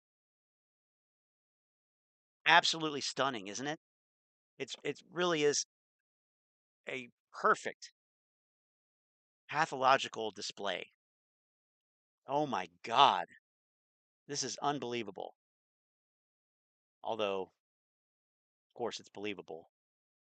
Of course, it is believable. Because we're seeing it. Hearing it. Oh my. Oh. Well. I swear, ChatGPT, like I've signed up for it like 6 times. I can't ever sign in. It's going to start to have me set up another account. No, I already set up an account. It's not going to let me do it. Wow. Anyway. That's how you fucking did it. AMC, you guys are the ones who fucking did this. Oh, yeah. Adam, go ahead and explain this. Go ahead and get Mr. fucking Cock or Coke or Hawk. Yeah, we know about the fucking Coke family. We know about the fucking Coke family. So go ahead and explain that to us. Cock? We're gonna the Cock family, right? Oh, it's asking me to put my phone number in. It's not gonna let me do it. I've signed up too many times. I guess I'm off ChatGPT now. Okay, Ron got in for me though. So let's bring this in.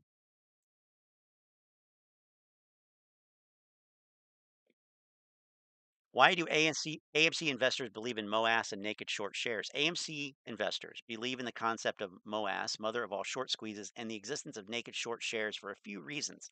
Number one, short interest. AMC has a high level of short interest, which means that there are a significant number of investors who have bet against the stock and are hoping for it to decline in value. This creates the potential for a short squeeze if the stock price begins to rise. If the stock price begins to rise, as short sellers may be forced to buy shares to cover their losses.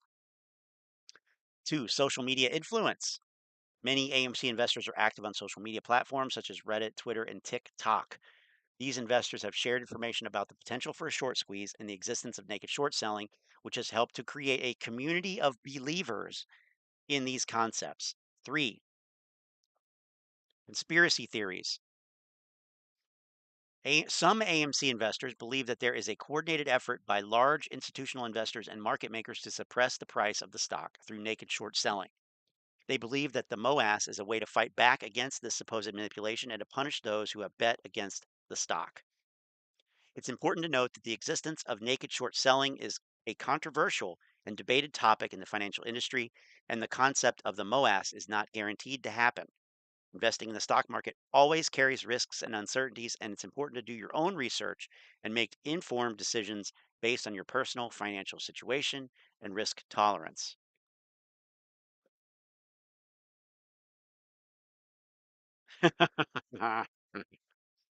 Right. So, yeah, I love it. Great. Fantastic. Conspiracy theories, social media influencers. It it wanted to say bullshit, but it couldn't bring itself to do that. Oh, look at this, a resilient market.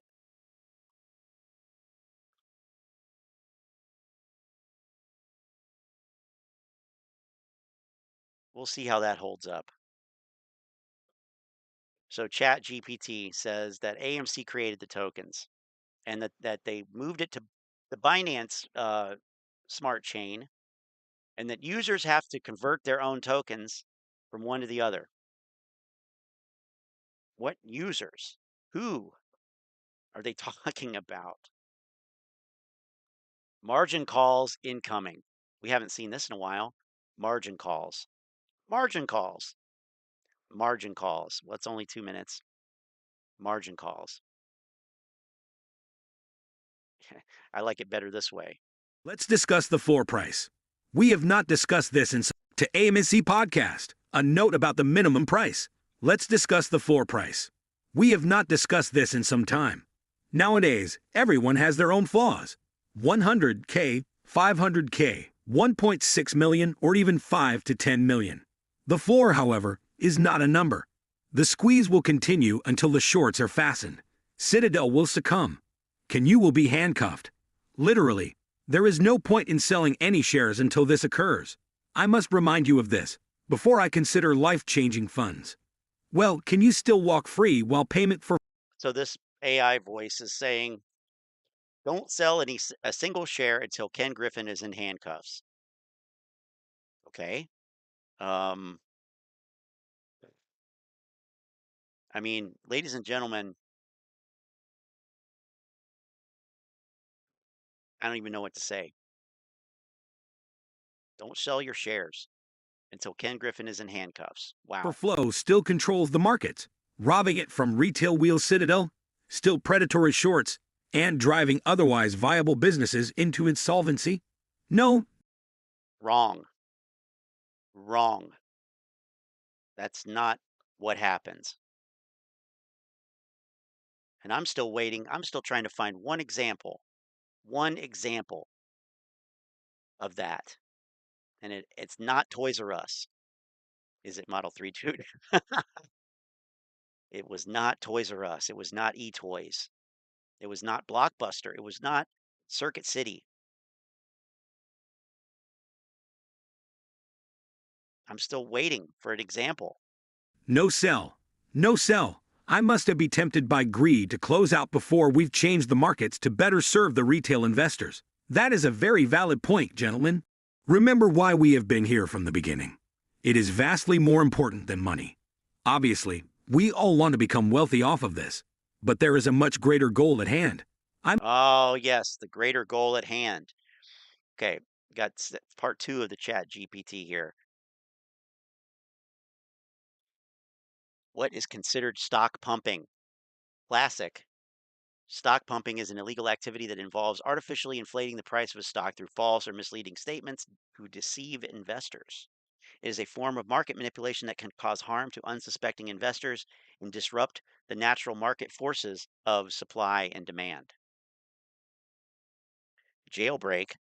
Well, stock pumping is when you are really excited about a particular stock and you keep talking about it to your friends and family, trying to convince them to invest in it too.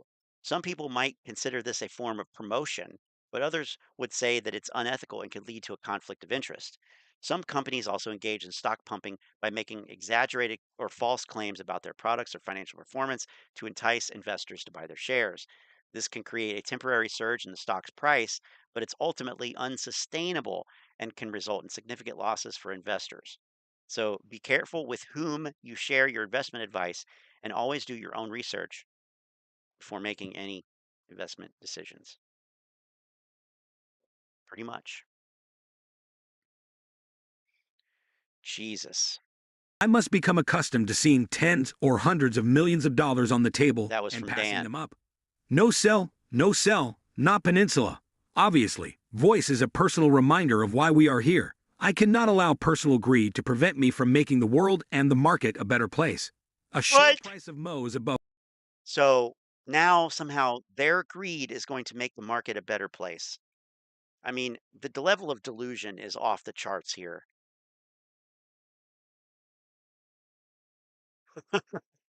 And I really wonder if there are if people actually feel this way, or is this just we don't need to listen to any more of that. We don't need to listen to computer voice because we can have B. Hayes tell us with a human voice. Yes, sir. It's your boy B. Hayes back with another one, guys. So let's go ahead and jump right into it. Before we do that, watch out for spam, WhatsApp in the comments down below. Feel free to join VIP to be alert, never get in and out of plays. Also, get your free VIP. Oh, he has a VIP? How much does that cost? Webull, Robinhood links. Where's VIP? I don't even see VIP. Join VIP, get free stocks. Okay, you need to work on your marketing. stock from down below as well. So let's go ahead and take a look at it, guys. See what's going on with next week. It's going to be a lot of money to be made, a lot of potential, guys. Oh yeah, as you know, we own both sides. A lot of money. Stick now. Either way they put it, up or down, guys. We got the market in the chokehold. That's why, and sometimes, now that we own them puts, they barely want to make it come down now. They want to have it stagnant to where bullish as fuck. Bullish as fuck. Tesla.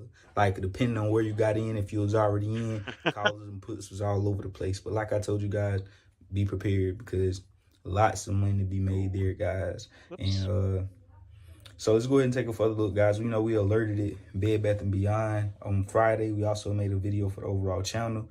We already in on it. I'm expecting it to hopefully go. A lot of mouths to feed. In the pre-market. Can you blame them? People FOMOing in, trying to chase in. They go up and retest that 160, 162-ish. Okay, no. 160? You're talking about 160 on Bed Bath & Beyond. Oh my God. Jesus, help me. Jesus. Wow. Okay. All right. Okay.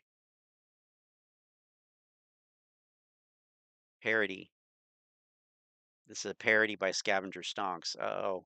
Parody. Andrew, thanks for having me. Yeah, so, us here at Lightshed Partners, we put this price target for AMC down to a penny. AMC is never going to be a cash positive business. They're never going to make any money. The only way they're going to avoid bankruptcy is by releasing 1 trillion shares, we decided. There was 650 million volume yesterday in AMC. And quite frankly, it's because retail's selling to retail. They're in a situation where some retail investors are making money, but the ones holding are losing. They're selling back and forth. Their shares trading, the turnover. Shut up. Okay, let's go to the squeaky toy. Human squeaky toy, Benji. This ape said LMAO, someone is... Speaking of sad boys, listen to Benji. Benji is the sad boy. Benji is a sad boy. This ape said LMAO, someone is scared AF. This is a article on Seeking L. He could literally read the most exciting piece of text ever and still make you feel like crap.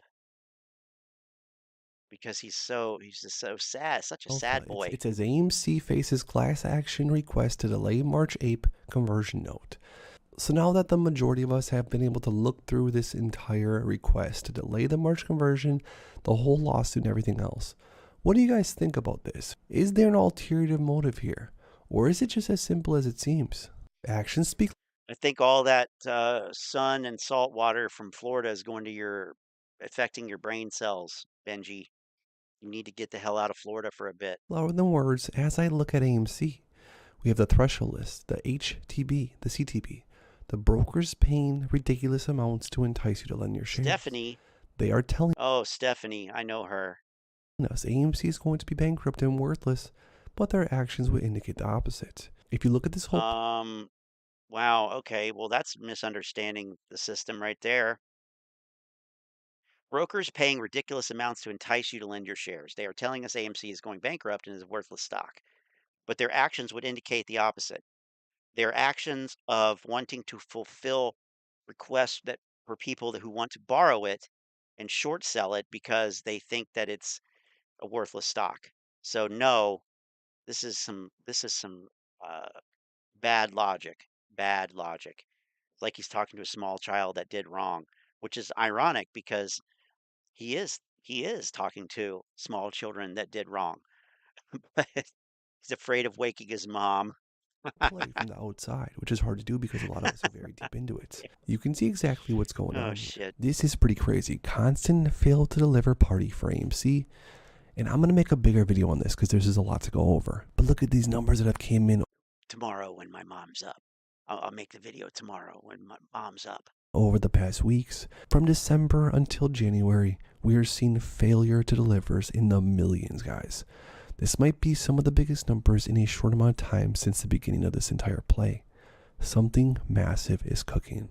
Hyperbolic discounting. As we already know, they are using all kinds of tricks on us to make us give up. Hyperbolic discounting is a cognitive bias where people choose smaller rewards rather than the larger later ones. These clowns have the nerve to talk about cognitive biases? Oh my God. Oh my God. Jesus fucking Christ. It's closer to the present than the future. Hyperbolic discounting is usually studied by asking people if they'd rather have $50 now or $100 next year. So my conclusion is that they're definitely delaying the MOAS so that we can get into hyperbolic discounting mode and give up MOAS for small money. We aren't leaving for small figures. We are leaving after the MOAS in 6 figures plus. They can delay it, they can push it off, they can keep kicking the can down the road, guys. But at some point, at some time, reality is going to set in and this thing is going to explode. Mm-hmm. Explode which way?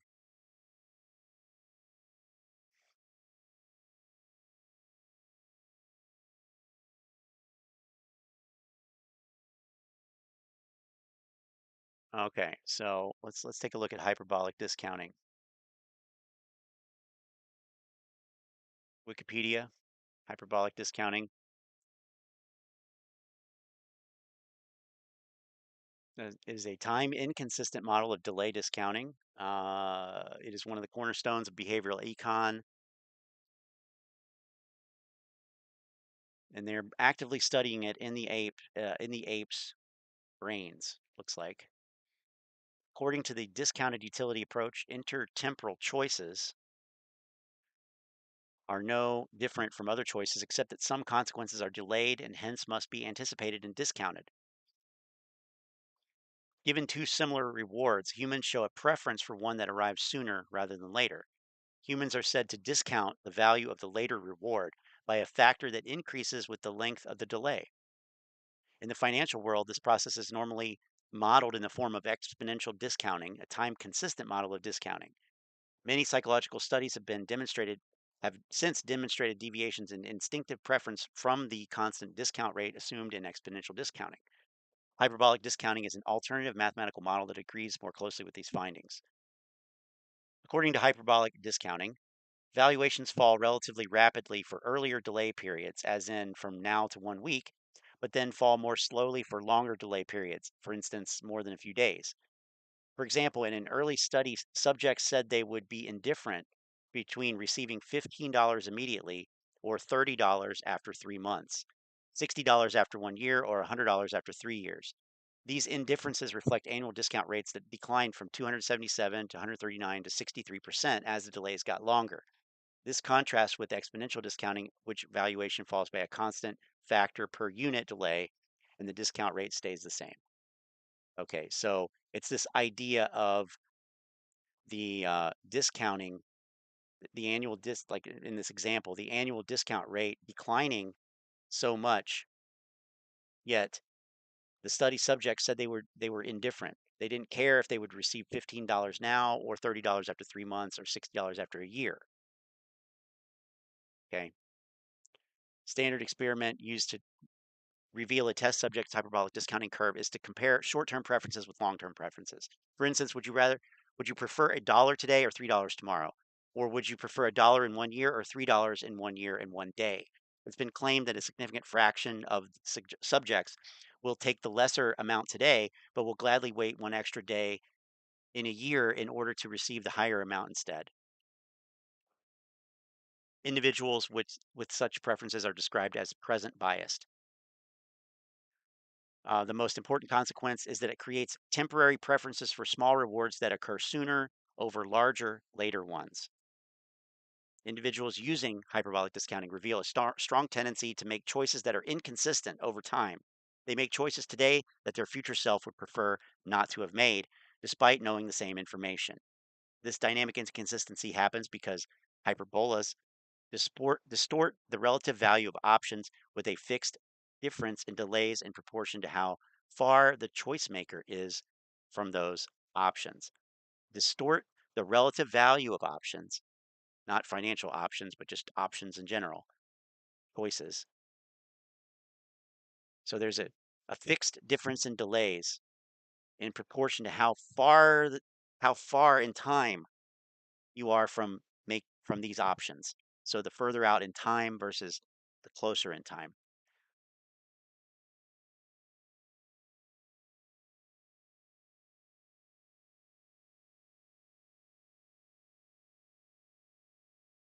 One cookie now or 2 cookies in 10 minutes. The kids who waited for 2 cookies did better in life. Delayed gratification. Something like that. So there's all kinds of other stuff here. Of course, mathematics as well. And of course, criticism. So nothing exists in a vacuum without differing opinions. Okay. Here's something that they need to learn. The time value of money. The time value of money. This is a foreign concept. And Wikipedia doesn't want us to know it either. Okay.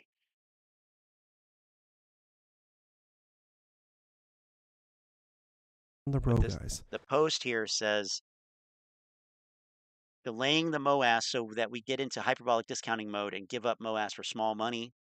We ain't leaving for small figures. We are leaving after MOAS in 6+ figures. 6+ figures. 6+ figures. Not just 6, 6+.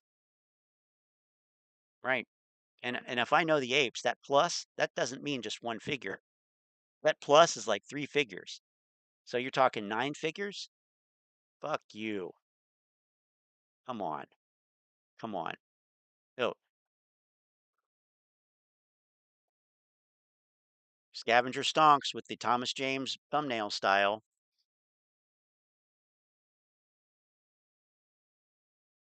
God, this is a bunch of garbage.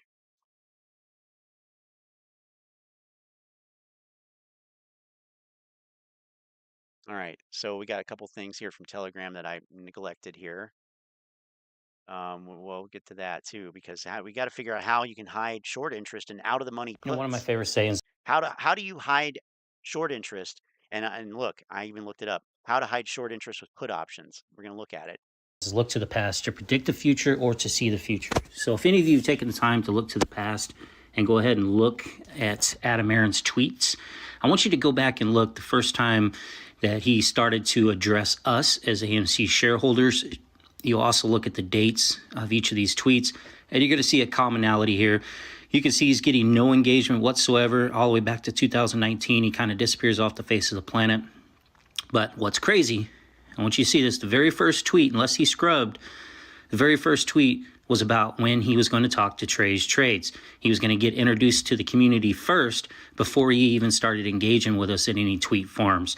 Those are his first 4 tweets directed at us, which is post January 27, 2021, as you can see. So if you go back and look, I mean, it's got to raise a little eyebrows. Why was his first 3 or 4 posts about being on Trey's show? So he can get on there. And why Trey? How did he get a hold of Trey? How did Trey get a hold? Because he's a scammer, because he is a CEO, because he knew that the apes were retarded and that he could make a shitload of money off of them. Shh, don't tell anybody. Hold of him. How did that even go down? But that's what started it. Once he went over there, then you can see that he'll start to engage with the community and continuously engage, and you'll see his engagements kind of go up quite a bit from when he was getting no engagement to now getting 10x, 15x, 20x the engagement. And as you go through just the beginning, I have to say that I honestly never expected to see this AMC to the moon message flying over the skies of Manhattan. Wow. Yeah, you never thought you'd see that. And today, I bet he wishes that he never saw it. 10x, 15x, 20x the engagement. And as you go through just the beginning, you'll see is right away, as he's beginning to win your loyalty over, win my loyalty over, about the things he says. I mean, it's laid out right for you. People just don't go back and see it. But how he donated to the Diane Fossey Gorillas Fund, all that's in line, guys. But I just want you to see that. And I'm going to point out something here in a second. Also, if you go back and look, that kind of gets me a little wondering, a little curious. I put another video out on it. Where is the 4.1 million shareholders? Where is the 3 to 4 million shareholders, which is what he said in Phoenix or Denver? You 3 to 4 million sisters and brothers out there. Where did we get those numbers, and where are those folks at? I've been asking that question too. Now, first, I want to point out that there is approximately 450 million Twitter users, monthly active users. Now, I want you to take a look at his newest tweet, almost 24 hours old. He's talking about the popcorn, its manufacturing. This should be a big deal, but unfortunately, it's only at 165K views, and just look at the likes on it as well. And of course, here's another one, same thing, showing himself. Guys, just keep looking at the numbers at the bottom. Look at how many people are reacting to these things. And some of these are very important tweets to me. And if you are a shareholder and you are into this for the squeeze play, you're in this for the company, if you're in this stock for any reason at all, I would think that no matter what, you would even create a fake fictitious Twitter account and you would be in here, you would be pushing already done him it. if already you done it. Do or don't done believe that. in him in a sense on some of these tweets. I would think with 4 million or 4.1 million AMC investors, that more than, what do we see here, 6,500 hearts? I mean, you look at these different tweets and you'll see how many hearts, how many reshares, how many retweets, and how many comments are left. Most of the time, we don't even get comments left over 1,000 comments. Most of the time, we don't even get 10,000 hearts on any of his tweets. Just go back and look. That one right there finally got 1.1 million views. I wish we would get 1.1 million views on our Twitter account here. Shorts must cover. Shorts must cover. Rogue the Legacy. I retweeted Rogue the Legacy. From the Ken Griffin Lied. This is from the Ken Griffin Lied era. Remember that? Oh, yeah. Ken Griffin Lied. We even have t-shirts, hoodies, all kinds of merchandise for sale over there at Shorts Must Cover. 2021 was a hell of a year, wasn't it? One of the nice parts about a Twitter is they started showing that next analytics at the end, that like that one 589K. Basically, the way I understand that is that's how many times it showed up in a feed. So if someone's scrolling through their feed, it might have showed up 500,000 times. But I don't see, somebody tell me why and where and how, with there being 450 million users of Twitter, if people are truly in this play, I mean, you go all the way back, if people are truly in this play to make a lot of money, to support this play, if there's 4.1 million or even 3 million, where are they? I mean, we can go all the way back to when he said there was 4.1 million, and then look at the responses. 4,000 hearts, 2,000 comments back then, a handful of retweets. Same thing with Investor Connect. Go look at Investor Connect. What is there, 600, 700,000 people connected on there? I just have a very, very hard time believing him anymore, and I have a hard time believing that there actually was 4.1 million people. Here we go. 5,000 hearts on that. 722 comments. 4.1 million. Yeah, I mean, and for that matter, how about this? AMC stock subreddit, 504,000 members. Only 4,000 present at the current time.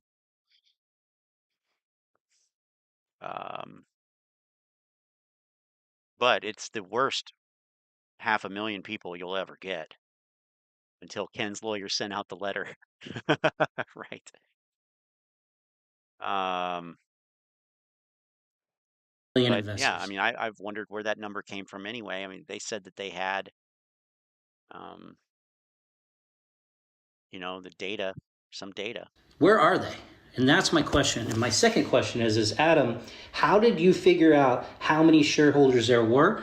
How did you determine that? And why in the last 2 years you haven't done that since? And why is your terminology basically decreased from talking about 4.1 million or 4.2 million? You started saying in the millions. Now, the last time I've heard you say it, you say 3 to 4 million sisters and brothers. So true.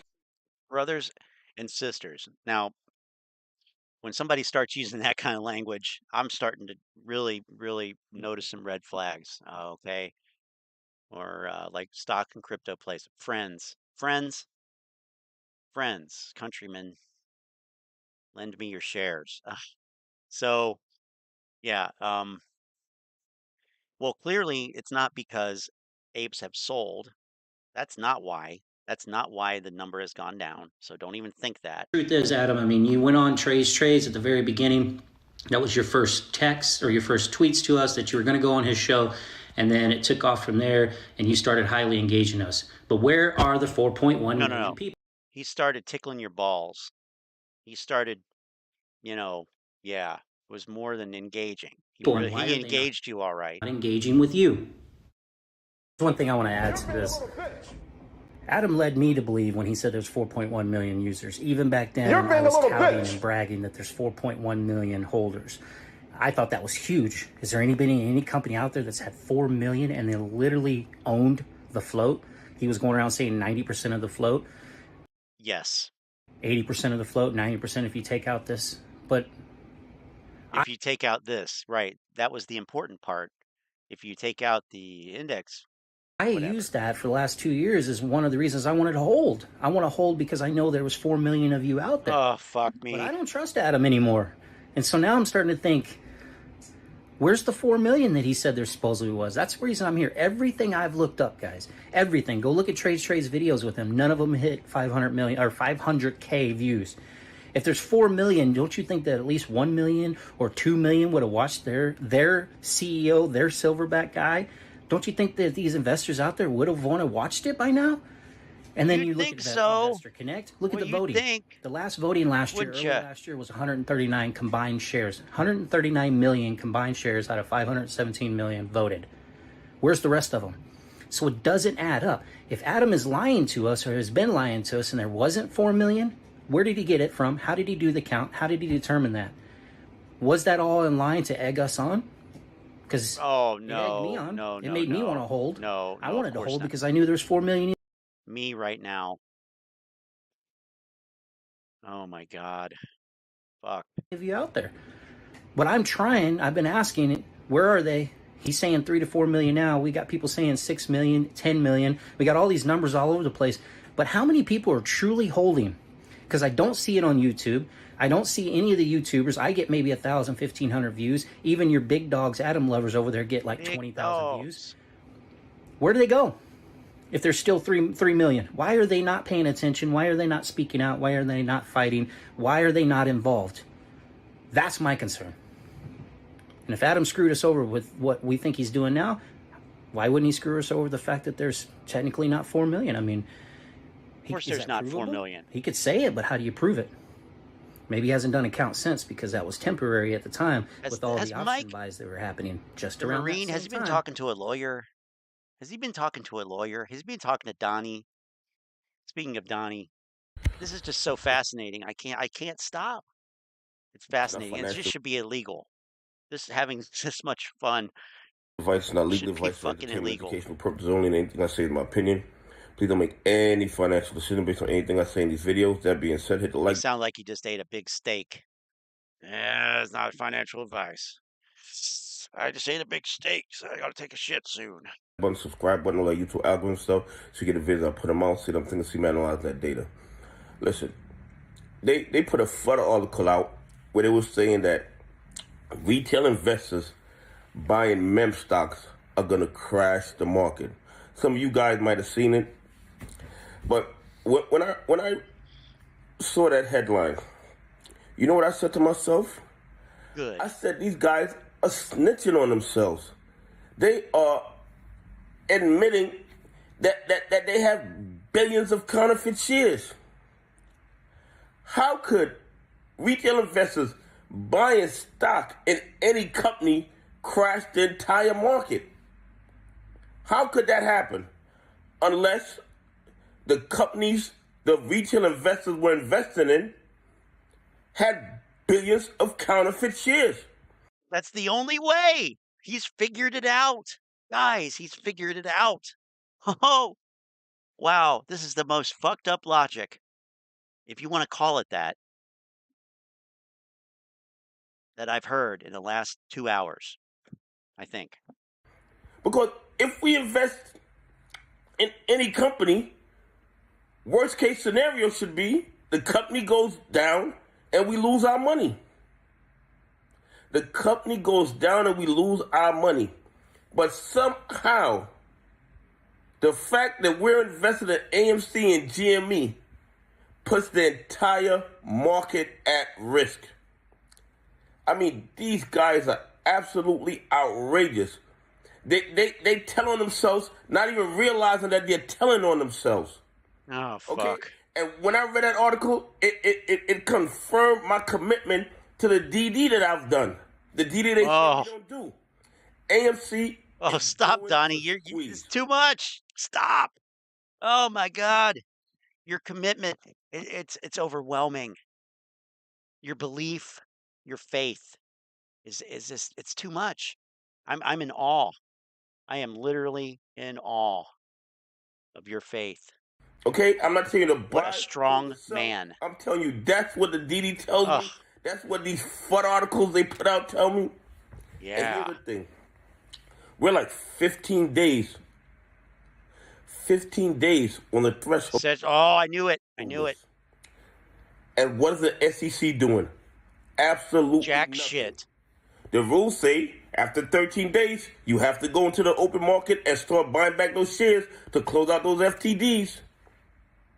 But is the SEC enforcing those rules?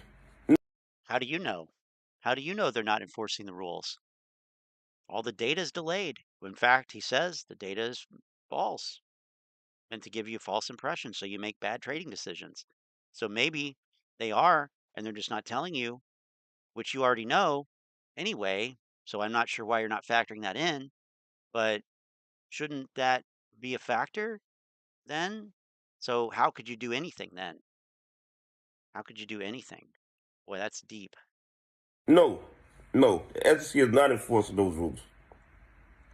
So here we have. What? Looks at his phone, looks at my bank account. Oh, nope, they're still not enforcing the rules because I'm poor. These FUD articles. We have the threshold list. Bada bing. We have so many different things going on in the market when it comes to AMC. And I don't give dates. I don't like to give dates. But based on everything You like to go on dates? You like to go on dates? Who wouldn't want to go on a date with this seeing big brain here? Wow, he's got his shit together. Nice shirt, pressed. Wow. I never fail to notice when these grifters are wearing such nicely pressed shirts. Is that dry cleaned? That shirt is dry cleaned. This guy goes to the cleaners. This guy literally goes or has delivered shirts laundered at a dry cleaner. Can you believe that? And that's just fascinating to me. And you know who else did that was Matt Stoner. Of course, Matt Stoner always had so nice, crisp collars, even on his denim shirts. I notice these things. You have to. You have to notice these details. If you're not noticing how their shirts are, you're going to be losing money in the market. I'm telling you, it matters. I'm half joking, but attention to detail is important.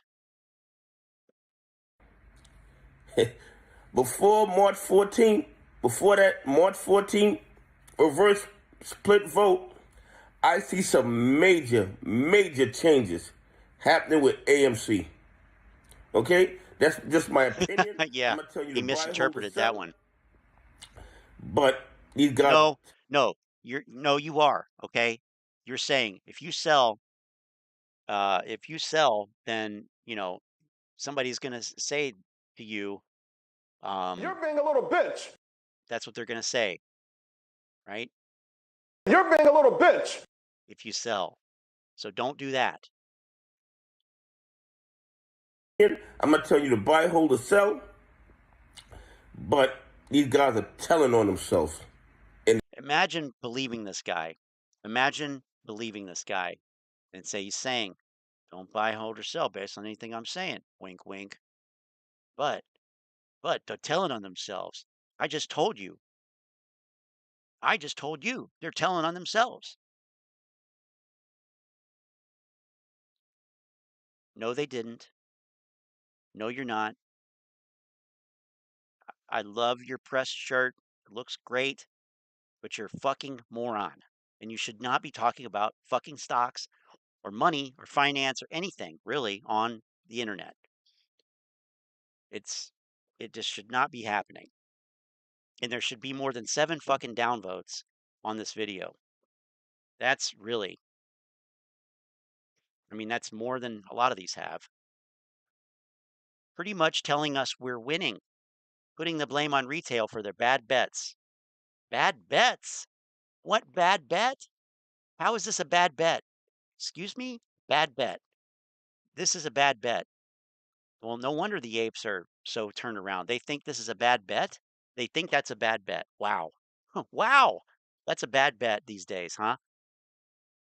Absolute bullshit that they're on the threshold list for over 13 days and nothing happens. This should be enforced by the damn military, if necessary. By the military. Get the military out there, make them buy the shares. Okay? The National Guard's going to come out and make you buy the goddamn shares.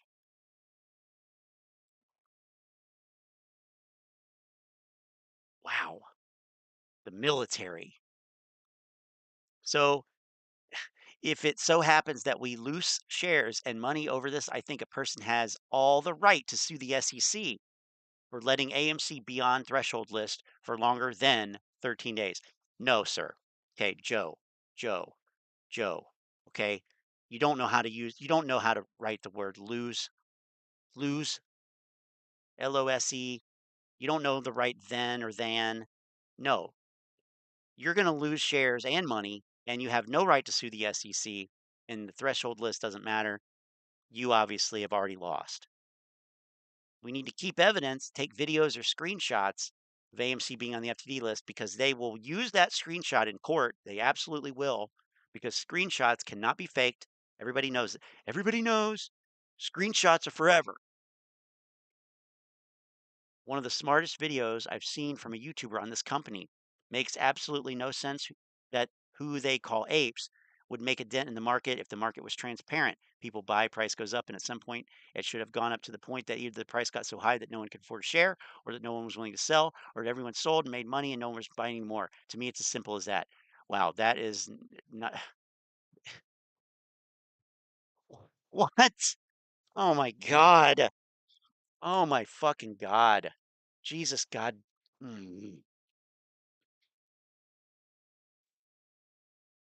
Settle down. Oh my God, that's They know they're in trouble. Need a lawyer. Yeah, need a lawyer. Oh, Donnie, I am suing the SEC for not doing their job. Great. Great. It will end up just like your last half a dozen lawsuits. Dismissed with prejudice. Thank you. Bye-bye. Don't come back. And thank you, but you lost. No, seriously, don't come back. They're scaring numbnuts. Ginzior. Ginzior. Ginzior. Who the hell is Ginzior? God. Ginzior.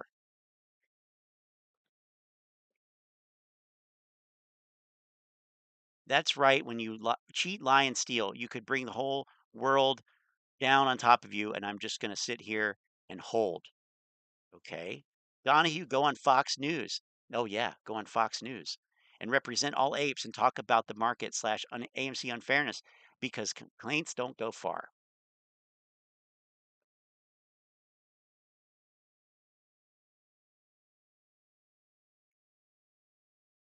Bag holders everywhere.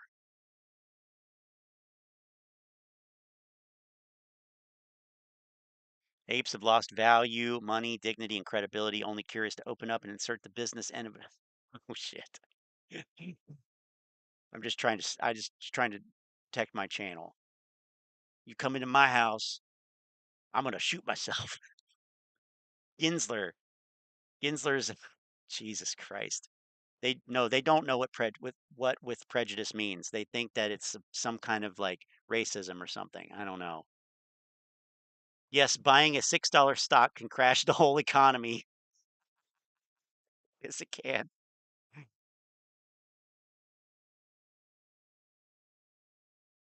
Rules aren't for the rich. Donahue for president 2024. Bad Model 3 dude. What do you think about that? Oh my God. Same BS they put out before June 2021. We close. Oh, really? You're up early. Yeah, got to be up early putting out that nonsense to your 15,000 subscribers. In their articles.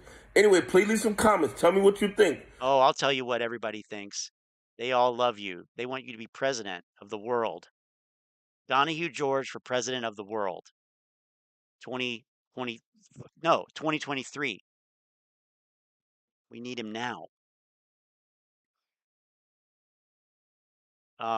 So I got to thinking about this.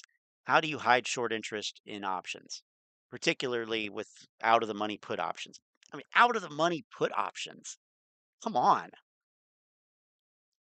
Out of the money? Okay. Well, I Googled it. And the only thing that comes up, okay, like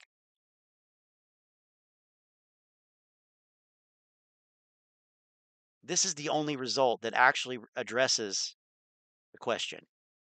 I'm going to put it in yellow. This is the only search result that actually addresses the question that includes the word hide. But all the other ones, hedging a short position, okay, hedging, short selling, yeah, that's old. Short put or naked option, okay, that's options. Short interest data, a paper from 1993. Most shorted stocks. Like there is literally nothing on the internet, and this isn't the only search I did. It just happens to be the last one here. Hiding short interest in the option chain. And yeah, I know Confessions of a Market Maker. I do. Well, and you have to also understand he was in Vancouver. So Vancouver was known for a lot of that shady shit. And I'm not saying it doesn't happen now. I'm not saying it doesn't happen in other places. And JJ is certainly, you know, I really like the podcast, and we've looked at clips here actually In fact, if it's obvious, it's obviously wrong. Where did I hear about that? I heard about that from Confessions of a Market Maker. So, yeah, a lot of great stuff. I was watching an episode earlier today, actually, talking about I forget, but the only results about hiding short interest in options and FTDs and all this kind of crap is from Reddit. The only references to it on the internet are from Reddit. What does that tell you? How to hide short interest and reset FTDs with options. 1 year ago, from a deleted user. A deleted user. This user isn't even on Reddit anymore. They're not even on Reddit anymore. Look at this. All this. Exactly what I've been looking for. By the way, this is on the Apes Monkey Around subreddit. I don't know anything about that subreddit. Here's one from Superstonk. How can a deep out of the money put option cover a short position? Oh, married puts. Remember married puts? Yeah.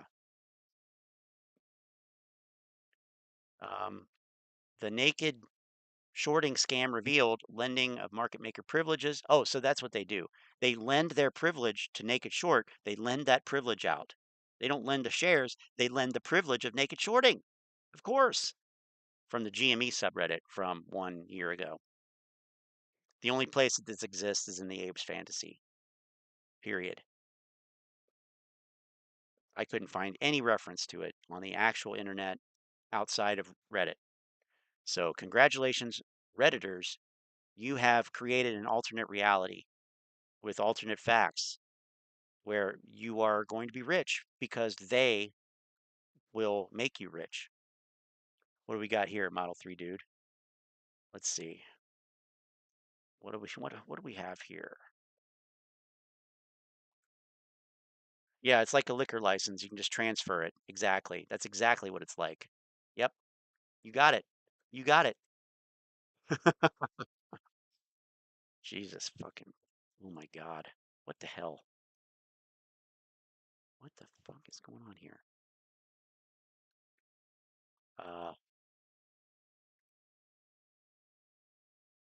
There we go.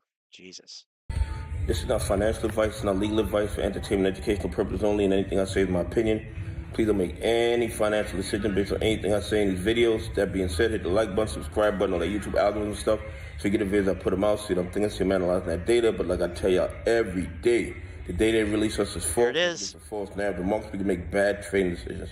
Listen, the SEC is proposing a new rule, Rule 192. And it's like a rule that makes it illegal for them to be able to have a conflict of interest in a stock or to do things contrary to ABS, okay? Asset-backed security. It's absolutely crazy. It's absolutely outrageous that they need to put a rule in place to tell people not to do things where they would have an unfair advantage. So this asshole has a problem when they don't enforce the regulations, and he also has a problem when they want to add regulations. I mean, can anything please this motherfucker?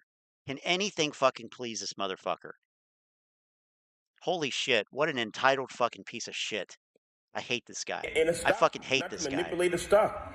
But what makes it even crazier wow. is that this rule was supposed to be implemented back in 2011, and it was part of the Dodd-Frank Act. Oh my God! Even though we are now in 2023, 12 years later, they sat on the rule for 12 years.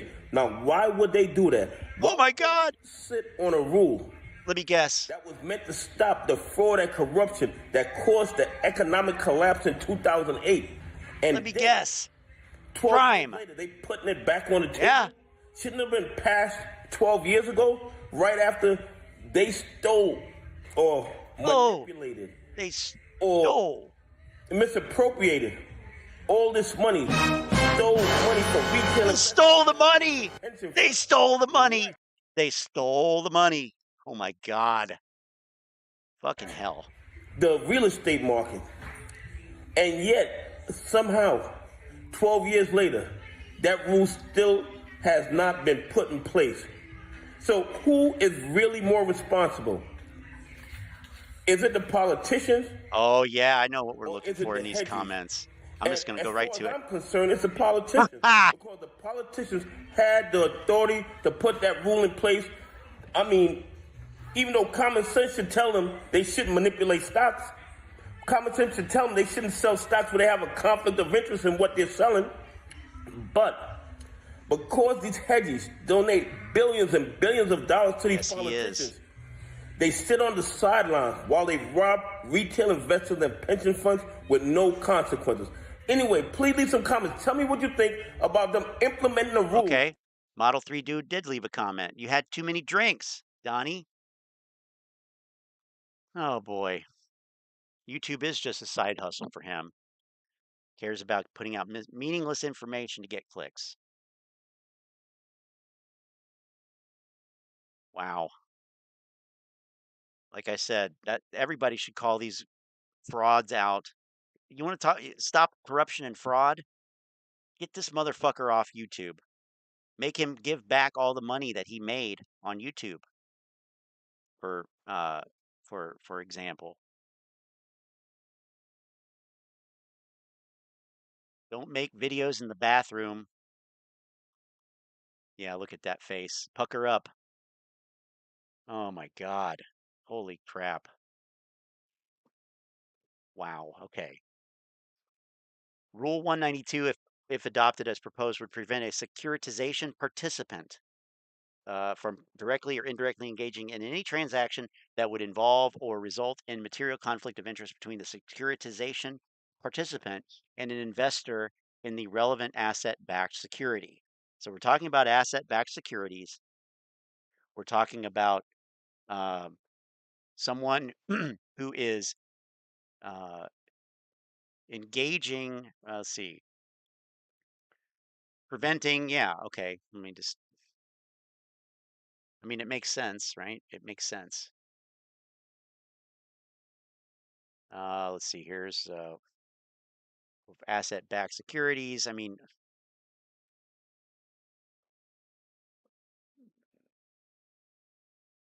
implementing that prohibition against a securitization participants entering into a transaction that would involve or result in a material conflict of interest with any investor. Contains exemptions for risk mitigating hedging activities, liquidity commitments, and bona fide market making activities. Asset-backed securities also includes synthetic and hybrid cash and synthetic ABS, neither of which are terms defined in the rule. Anti-circumvention. Okay. Wow. I didn't see the reply to that. It wasn't showing up. Shows 2 replies. Oh, there we go. So he replied, said blah, blah, blah, blah, blah, and then Model 3 dude really replied. Life was better under Trump. Suffer from the sickness. Trump did gut Dodd-Frank.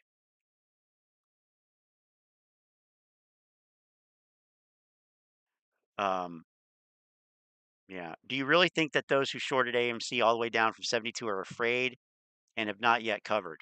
You really need to know what you're talking about.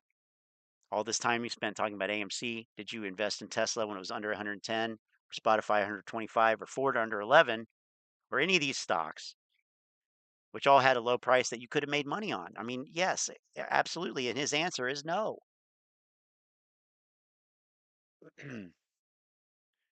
Just because you call something a crime does not make it so. That's true.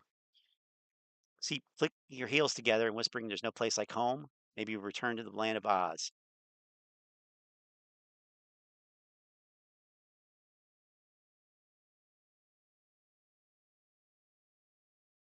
He had the cash power in his hands to further make deals to reduce debt, but he missed the window and the power was in his hands. Now the company is cash hungry, regardless of what Tony D has to say.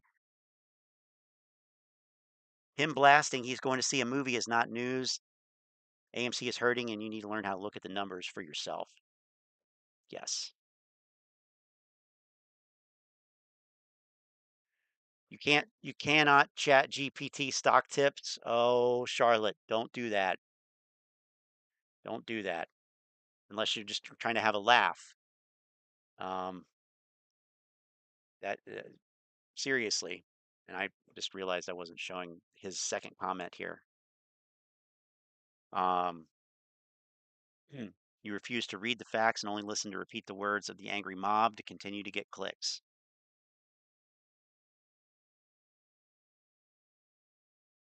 Spot on. It's an absolute injustice to all retail investors. I put a YouTube video out on August 10th, 2021, and I stand by what I said in my one and only video. The time is now, and we are the people to stop this fraud and corruption. Oh my God. So much inflated, florid language. Like they're just so full of themselves. I mean, Jesus. AA might AA shit. Shit. Shit. Shit. Shit. Shit. Well, anyway, I lost it, so whatever. Oh, I've lost it. Yeah. Okay, let's get back to the futures market here and see if it's doing what it's been doing, probably. So, oh, well, great. Stocks are up. Cool. The bull market's back.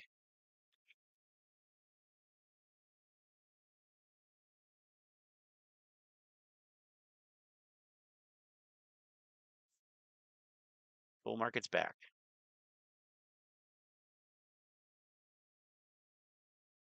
Put on some of my patented indicators here. Let's see. Oops.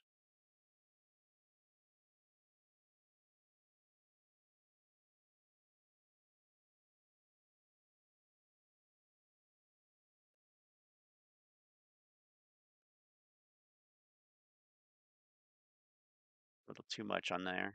A little too much on there. Don't need this comparison. Don't need open interest. There we go.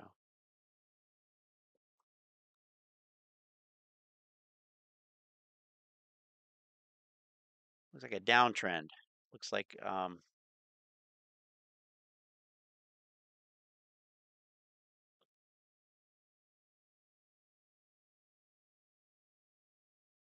gonna leave that one on a daily. Well, you know what? I'll put it on 4 hour.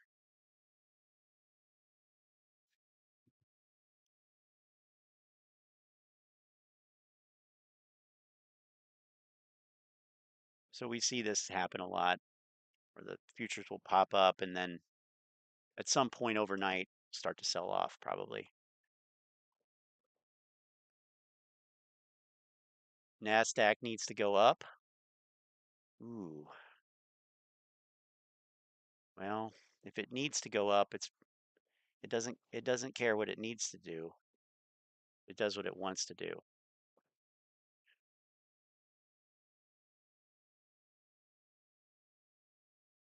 I got to take some of this stuff off here. Save this again. There we go.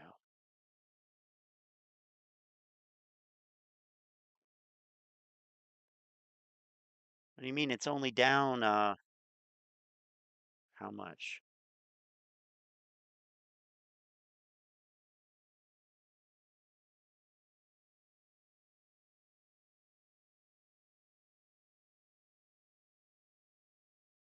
It's only down 28%. It's only down 28% over 462 days from November 2021. Yeah, 2021. I had to think there for a second. But see, now if your ants trades or any of these other clowns, you're probably going to go from this line. You're probably going to put this here. And then you're going to put this here. And you're going to say, look, we've broken the trend line. We are going to go up more.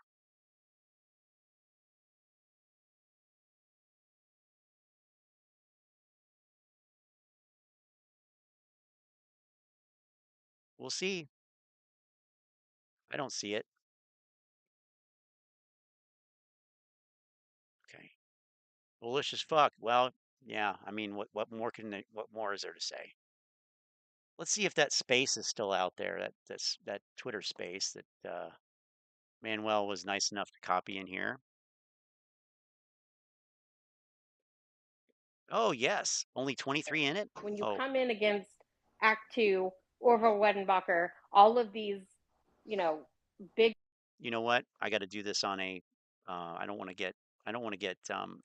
people to see that I'm there. Basically. So I'm going to do this in a private tab. Shelves and how much money he's put into creating this product. He doesn't talk about those numbers because they're not fucking great. So like, there's a point where reality has to come in for everyone.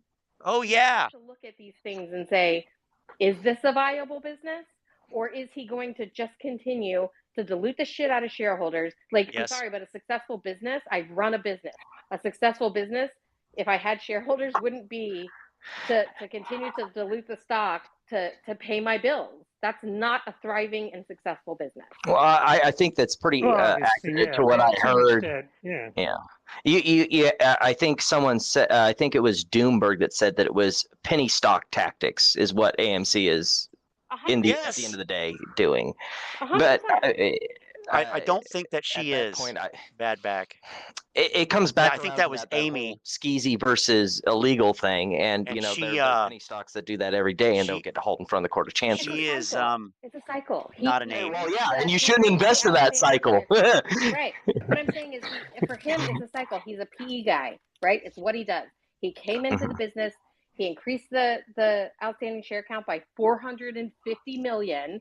He increased the debt by $6 billion. He has literally Dracula sucked the life out of this company. Bringing up the private equity thing. I think that. Hold on. I think now he wants to reverse it all. He wants to reverse it all and do it again. I don't think that's so fair. I don't think that's so fair. I can't. Oh yeah, it is. Like I agree with you on that, but at the same time, it's like there's a part of me in the back of my head that's like, he's done it once. What's to stop him doing it again? I think that like the whole private equity thing, is a good point. It's the WeWork model. We'll wait until we get to equity. We'll wait till we get to equity, and we can just print shares to deal with our problems, right? Yeah. But I don't know if that's necessarily what will happen. But it's always something there at the back of your head that's like, there's one thing. He is fucking noisy, isn't he? Wow. Terrible audio. Over the past 3 years. I mean, like, yes, my understanding is basically AMC, they bought, a couple of big assets over the past couple of years. I think in 2016, I think it was 2017 and 18, they bought. It's all the shit that we've already talked. We've already talked about all of this stuff. Ridiculous amount. And they used debt to do so. And I don't know, maybe they went public after having been owned. Well, no, they were public the whole time. They were public in 2013.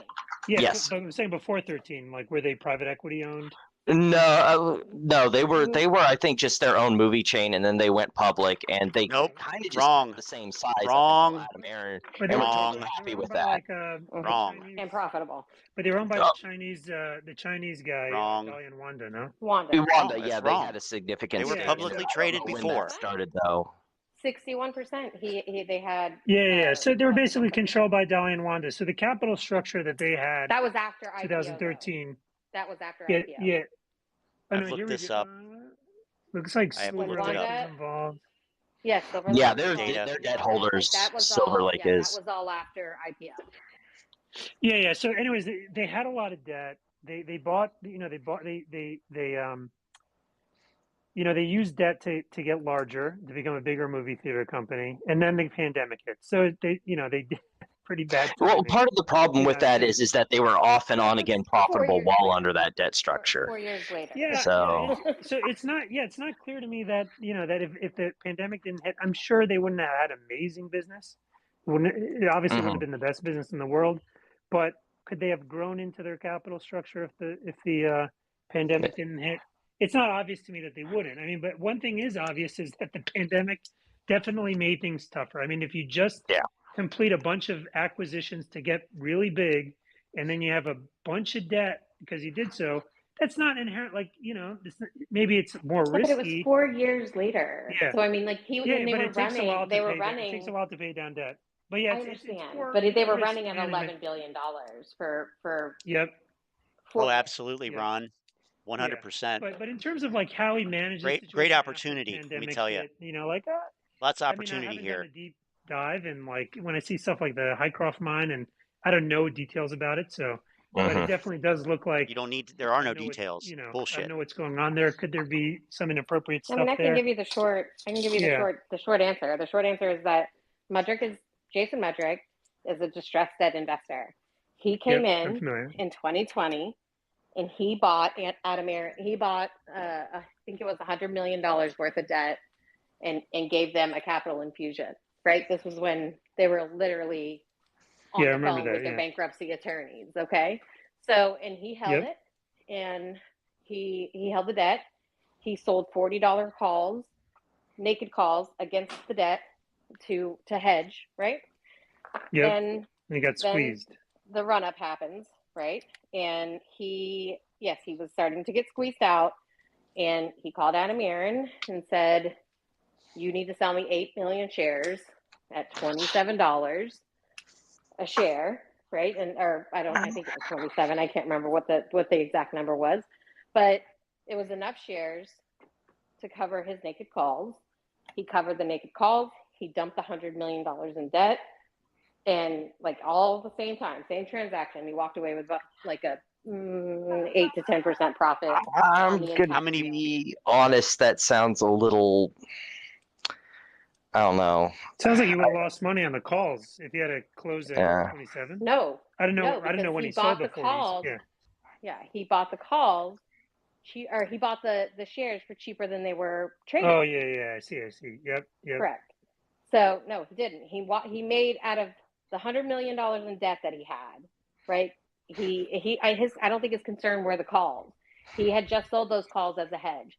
So he bought them for less than they were trading for. You can go back and pull that transaction, the private placement, to find out what he paid. He covered the calls, and then he dumped $100 million in debt. So he was done with AMC altogether. I think he walked away. If he had held for maybe a couple more hours, he would have made a little bit more profit, but he didn't. He dumped it at open, and he went about his merry way. So Mudrick helped him. Mudrick helped Adam Aaron. Adam Aaron helped Mudrick. Mudrick brought. So HYMC used to be Alliance or Allied something, and they went bankrupt. They were a mine that went bankrupt, and Jason Mudrick brought them back to market as a SPAC. And Eric Sprott was one of the original creditors. He gave them $80 million, and they were failing. They had stopped production. They were failing. Eric Sprott hadn't got paid back even a dime of the money he lent, and Mudrick, they were drowning. So Mudrick calls up Adam Aaron. It all happened over like a 3-day weekend. They all got on a private jet, flew over to Nevada. That's right here. Eric Sprott said, I'm going to put in this much. He said, and Adam Aaron said, oh, I can probably get the 8. Yeah, see, Amy knows what she's talking about. And he put in his money. It gets announced. Eric Sprott's name gets brought into it. And, oh, my God, he's the greatest silver trader ever, right? Like, they figured out how to sell it.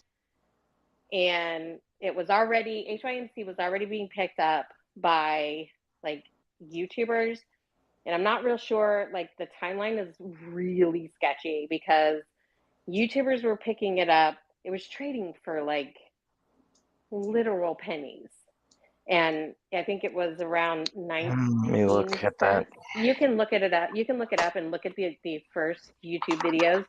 It all happened. I'm not sure about that. I'm trying to just find the price. No, it's fine. You can look it up, but it all happened. I was actually in Florida. I remember when it happened, and for like a day or two before they announced the deal, somebody on YouTube, trades, starts talking about starts talking about HYMC, and it starts pumping. Hmm. And yeah, it was down around 30 cents, and it pumped all the way up to $3. Right. So it was in the early days, or I mean, it was before Adam Aaron announced it, and it suddenly got. You can actually probably see it on the chart where it burst out. It double pumped. Correct. So I'm not. You guys already know what I'm. Yeah, I'm not sure if I necessarily agree with it, but do continue. That's fine. How can you not agree with that? Is just as shady as everything else that happened. Mm-hmm. I don't know if it's the same Amy. I think that doesn't work. It doesn't work to their AMC's benefit for sure, because you don't want to have to explain. This is, there's that saying: if you're explaining, you're losing. Go. You know what? There were other videos besides Trey's. I think Trey's are gone now because I think he deleted his videos. But, and I don't know if Tara's posts are still up, but Tara was posting about how she got into it. All of this happened before Adam Aaron announced this amazing partnership with Jason Mudrick. And that's not a good look. A day or two before is when all of this happened. And so then, well, that definitely gets to the fiduciary duty issue, like where you have basically Adam Aaron, doing deals with distressed debt investors. $19.6 million. Yeah, 19.6. Well, the thing is that he used to be part of one of these, like, I don't know if it was distressed debt, but like debt letter companies. Apollo, yeah. Yeah, he was I think he was like what you call an operating partner, which is like former executives, like that were CEOs of companies. They He's typically very skillful in separating people from their money. How about we just say that? I think I think his son works at Bain Capital or something, and yes, he did. So yeah, I'm sure he's a sophisticated guy about this kind of stuff, and he probably hangs out in the country club. I'm sorry, let me just people in include this the world. HYMC deal. Yeah, definitely. The HYMC so one deal. risk. Yeah. Let me just. I just want to conclude that. Yeah. Go ahead and finish. So Yeah. Sprott, Sprott wanted his $80 million back, right? Like, I mean, who wouldn't? So Sprott, like, go look at his sales after the deal was announced. He almost immediately started selling, right? He immediately sold the amount that he put in that matched Adam Aaron, and then you can continue to see his selling. But he basically paid that $23 million or $25 million, whatever it was that Adam matched, to get his money back from the $80 million that he originally gave when they brought him back to market. So, or to at least start getting his money back, right? So, like I said, this deal happened over 3 days. There's a very interesting article that lays out the timeline of how this all went down. But it's the same thing. Where can we find that? Mudrick. I'll find it. I'll find you the link and send it to you. I think it was either a Bloomberg article. Yeah, if you can post it into the space, that'd be awesome too. I think I posted it. Okay. So Amy, you bring up a good point in sharing that. Sharing some of the details of that. And which is that in discovery, one risk, I guess, if you're hoping this lawsuit, works to the benefit of this guy actually a lawyer. Is you're hoping that stuff doesn't come out of discovery that could look bad for the board of directors or look bad for Adam Aaron as chairman. I honestly don't think he even asked the board of directors. Like, I don't even think he consulted with the board of directors over HYMC. Like I said, I'll find the article. That might be something that we find out in discovery. Of course not, Model 3 dude. That way. Right. Why would they talk about that? Or it was unpleasantries. A huge article. Like I said, I think I posted it. I'm gonna go find it. But so it definitely creates. To be fair, Lynn, they're on Twitter. Okay, they're on Twitter. I'm putting them on YouTube, so it's an issue of I don't know what it's an issue of, but here's a good quote. That seemed like a pretty good move to me, anyways. Before I even read the release, said Jolene Roderick, 37, who bought shares in AMC and Wyckoff Mining on Tuesday after the announcement. Gold is supposed to be considered a relatively safe investment for companies to be adding to their portfolios. I love that. To some AMC investors, the Wyckoff investment is a much needed pivot away from the movie chain's traditional business. Zach Dillon, 23, bought more AMC shares after Tuesday's announcement and is taking a look at Wyckoff. They potentially have precious metal reserves that could be very beneficial for AMC. I think that will be a positive outlook for the future for AMC's revenue. Oh, yeah? You think? You think? Chuck, dropping the truth again. Imagine if they put all this effort into learning the market, maybe index options, Apple, anything else. I can't believe they have watched the same stock every day for 2 years now. I mean, seriously. Seriously. I don't know how and let me say this, we've mentioned this many times. It blows my mind, and not just mine. I know. It blows my mind that these people could look at a stock for 2 years and still not know a goddamn thing about it. About that, about the market, about the world, about business, about money, finance, all of it. They've only gotten deeper in their delusion. They've only gone further down the rabbit hole. They've gotten dumber. Yes, bad back. They've actually gotten dumber. The whatever knowledge that they had before they opened their Robinhood account in 2021 was more than what they're working with now. It's crazy. I mean, I don't know how this is actually humanly possible. I mean, it really it defies human nature to me. You should be, I mean, being around anything for that long, you should absorb. But if you're only around the cult, if you're only around the echo chamber, well, you just get more entrenched in the cult.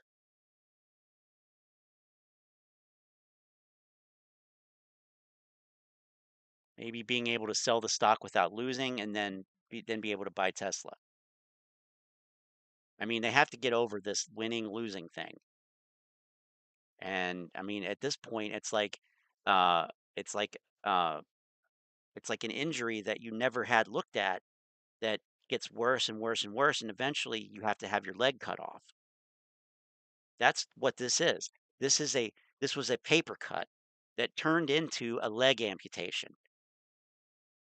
It didn't have to, but because you avoided it, because you failed to do what you knew that you should have done, you knew you should have taken care of that. At least put a Band-Aid on it. Not, you know, gone outside and worked on all kinds of stuff and exposed it to all this germs and bacteria. You knew that wasn't a good idea. But you listened to people on the internet who said it was. And by the next thing you know, your leg is getting cut off. It literally was preventable. Of course, that's the analogy for 80%, 90%, approaching the limit of 100% of investment that seemingly lost. That's beyond my comprehension.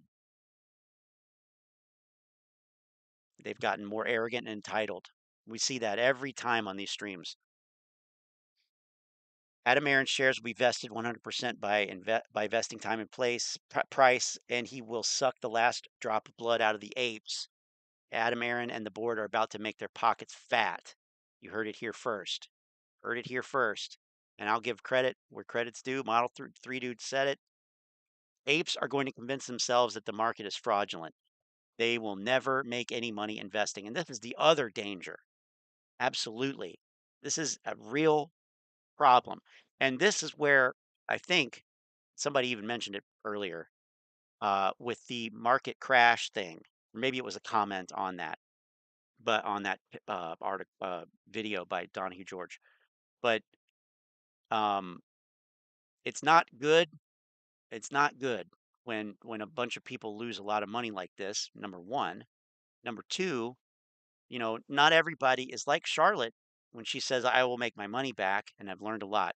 And that's great. That's awesome. That's what should happen. And that's the attitude that you should have, in my opinion. You'll make your money back. And this time I'm doing it with a new knowledge. I'm coming at it differently, having had that experience. That's what experience does. That's why I have to imagine that is why that we, myself, other members of this channel, subscribers, members of the finance chat on Telegram, etc., tend to be skewed a little towards the older age. Not old age, but older age. We're not in our 20s. We're not in our 20s anymore. This is what experience teaches you. It also teaches you that there is no get rich quick. You can't shortcut success. And even when you think you did, chances are you didn't. Chances are you didn't. Look at any lottery winner from the modern era of lotteries. And it is most definitely the rule, not the exception. That it doesn't work out usually. They could have sold all their AMC, bought Tesla under $110 and doubled their money in less than 30 days. Less than 30 days. Bad back, I've been saying from day one. Adam, Aaron, and board have sold every vested share they were allowed to, and the only shares he or any of the insiders have are not vested, can't be sold yet. I think absolutely. So when Adam Aaron says he's a shareholder, it's not because he wants to be, it's because he still can't sell. And that's true. And he has, I love that too. When he says, I'm a shareholder too. I think I have the largest, yeah, you didn't pay for a single fucking share. You didn't buy those shares. You haven't bought a share. You've refused to buy a single share. Irony is that the apes claim that anyone can be a millionaire just by just buying a few shares, but they keep losing thousands of dollars by buying thousands of shares. That is very ironic. That's hilarious. Like, yeah. And if you and going right along with this comment, if the shares are going to 100,000, 500,000, why do you need to buy more? Why do you need to buy more? Unless you literally think, you actually think that you've already won and you're just being greedy on top of greedy on top of greedy, which at the end of the day, that makes you worse than the hedge funds that you think are so bad because they've actually made money. They've actually made money.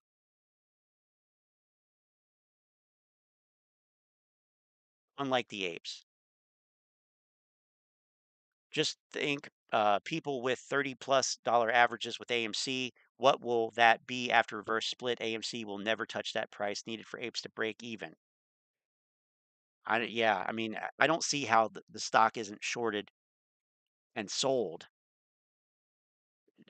Short selling, long selling, I don't care what kind of selling. This stock's going to get sold.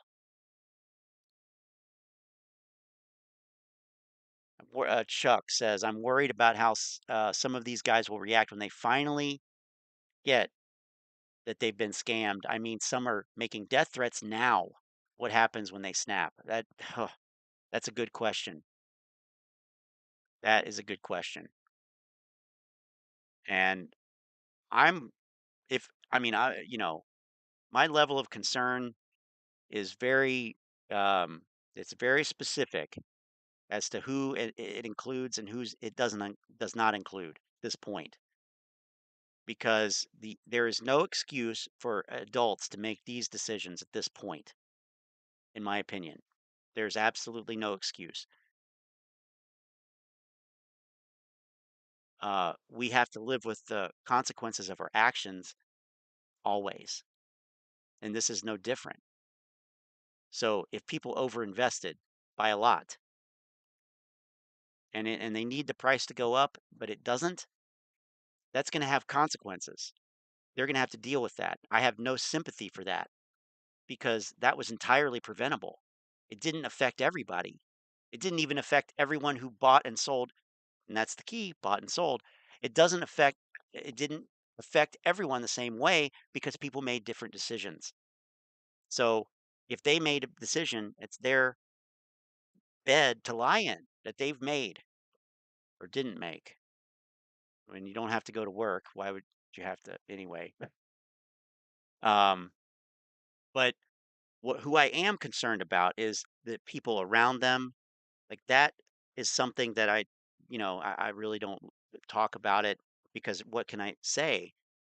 We've already seen these YouTube videos with people living in hotels and cars, people living in a hotel with kids, young kids. That's fucked up. People talking about, their shitty lives and how they've gotten shittier since they got into AMC for their family, for their family.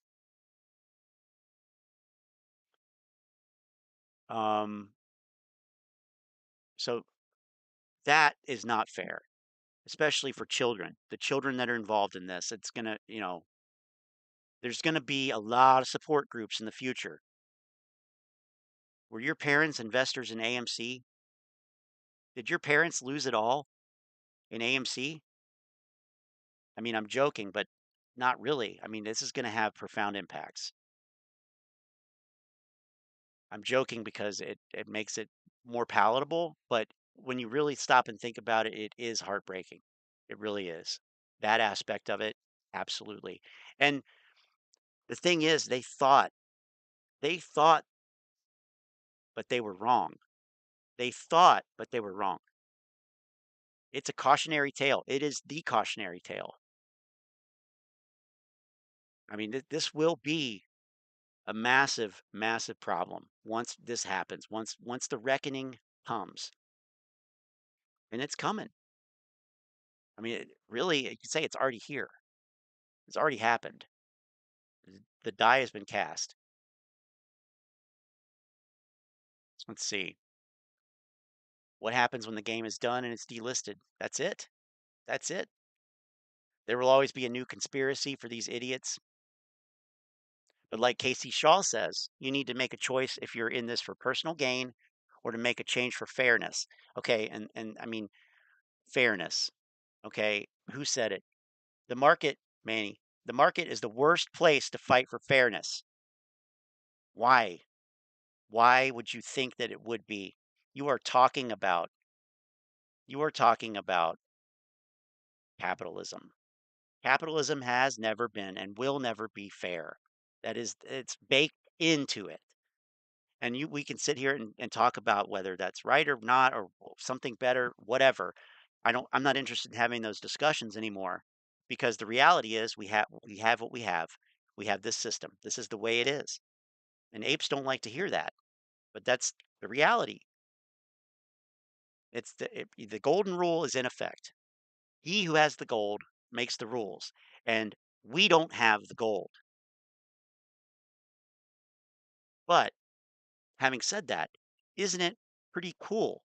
Isn't it pretty cool that even though we don't have the gold, we can learn. We can learn what they did. We can notice what they're doing, the people who have the gold. We can understand the rules and the systems that they have set up that we have now. And we can grab a little bit of that for ourselves simply by being aware of it. Just by being aware of it. 2 years is long enough to become aware of that. 2 years is more than enough time, I think, for most people to learn some profitable strategies of trading. But they've squandered it. They put all their eggs into one basket Oh, no, 2 baskets. Sorry, diversified, AMC and GameStop. And Lynn is, you know, yeah. What's heartbreaking is the decline of the American empire, of which this is but one symptom and signal. And maybe it's heartbreaking. Maybe it's just because of nostalgia. In other words, is it really heartbreaking, or is giving up the idea that we have this amazing empire and this American dream, is giving up that belief what's heartbreaking? In other words, is it the perception or is it the reality? I don't know. I think I'll go with bad back. It is what it is.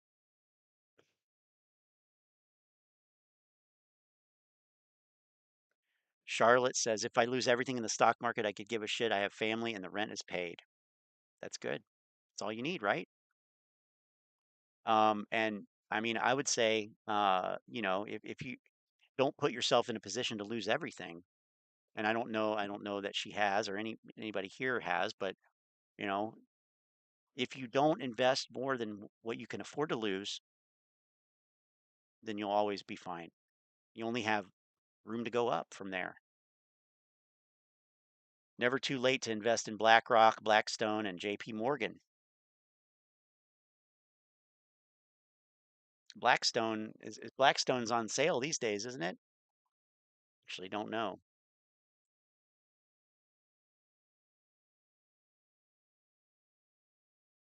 Yeah. There's one for you right there, apes.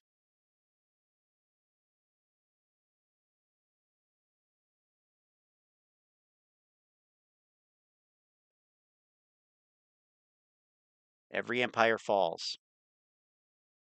But I don't, I mean, I agree that it's a sign and symptom. It's a symptom and signal of of a system that is crumbling. I agree with that. I think, and I'm 40 years old. My whole life has basically been uh, a lot of those signals. Starting with when my uncles lost their jobs in the late 80s, and that continued in the area of Ohio where I grew up, and just became devastated, like so many areas of the country. And the irony to me is that was capitalism that did that. That was the desire. That was the not desire. That was the mandate for increasing profits. And how did they do that? Well, it was cheaper to pay somebody in China to assemble it than it was to pay somebody in Hamilton, Ohio to assemble it. So they went with that, outsourcing. And that devastated and ravaged entire areas, entire regions of our country. And so, I have not been shy about um, uh, criticizing this and criticizing, this system. Um, so yeah, I've seen those signs and symptoms here in the Midwest for a long time.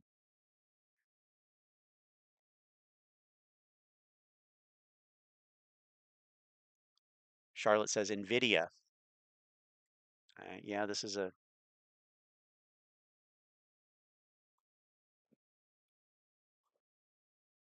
I say you're gonna that's gonna break your heart.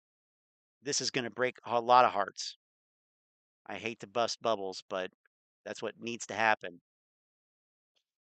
I think that there's going to be some pain in store for this.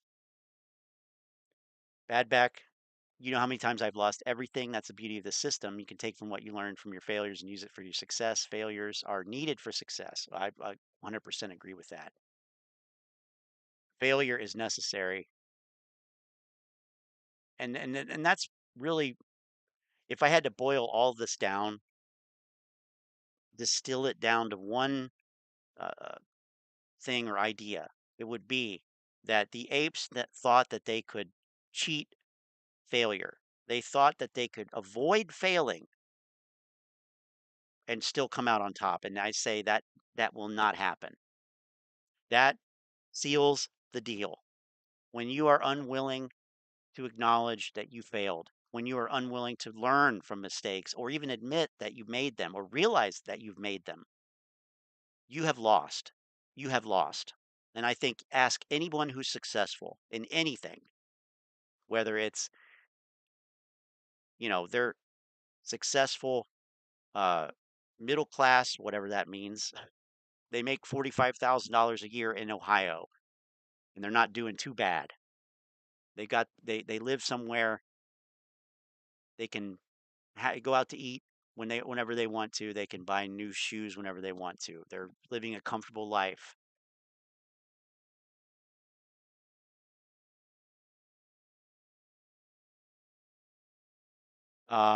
They will tell you that they've failed. Ask people, CEOs, people on Wall Street, I don't care who it is in any industry, sports figures, actors, people who seems like they've never done anything wrong or ever failed, ask them, they will tell you that they did, and that's how they got to where they are. So the notion that the apes could not do this and be this arrogant and still win, just from a human nature standpoint, it is impossible for this to occur. I say it was always impossible. They cast the die 2 years ago when they didn't sell and take a 36x profit. For example, some people passed up a 36x profit. You've lost the plot. To quote Gordon Ramsay, that's a lost plot. Manuel says, I don't think America's in decline. Just think about Uber, Instacart, and Amazon. You're joking, right? I mean, I'm not going to look at their stock prices. Capitalism is the astounding belief that the most wicked of men will do the most wicked of things for the greatest good of everyone. John Maynard Keynes. Good quote. Very good quote. Golden rule, he with the gold makes the rules. Yes. Apes wouldn't be satisfied if AMC went to $100 tomorrow. They would still let their greed blind them. It's like they don't know failure is their only option because of their mindset. Best thing to happen to Chuck was blowing up an account, taught him what not to do. Boom. Exactly. Exactly. And don't you have that much more respect for somebody that says that when they fail, they will admit it? They don't lie about it. They don't try to, you know, they don't try to justify it and say, well, but I thought, but no, you screwed up. It's okay. That's what happens. That's the human condition. That's what makes you a human. That's what makes you different from primates. That's why we call ourselves human beings, not apes. Think about that. The apes put themselves in this category. It's so fucked up. It really, at the end of the day, it's really screwed up. And there's a lot of psychology at play here, but I want to pivot away from this particular thing real quick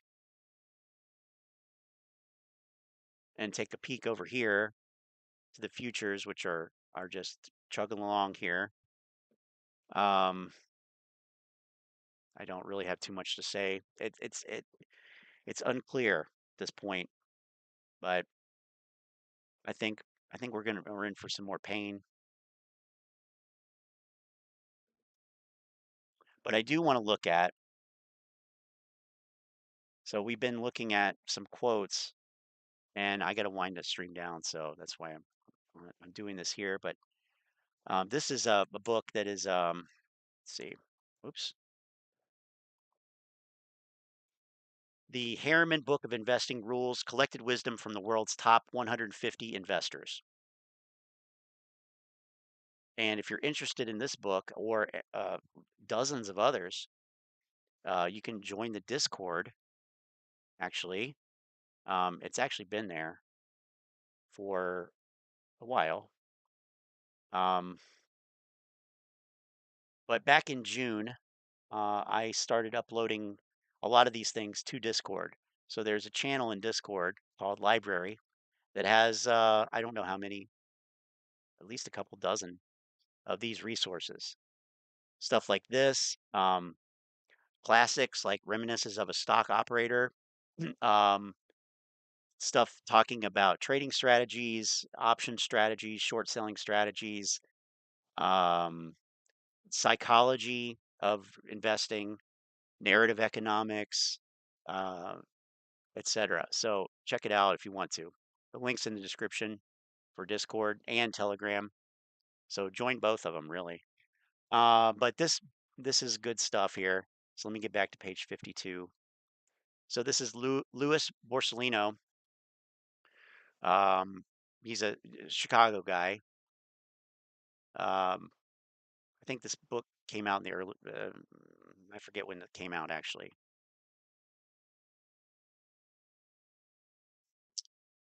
We can find out. So this particular one came out in 2001, was reprinted in 2006. So this is from 2006. It's funny because it references a lot of websites in here, like Borsellino is the founder of teachtrade.com, an educational website for stock and futures traders. No, not anymore. So pretty much every website that this is referenced in this book, which should be a clue right there, book, mass psychosis. Yeah. Lynn. Yep. I think so.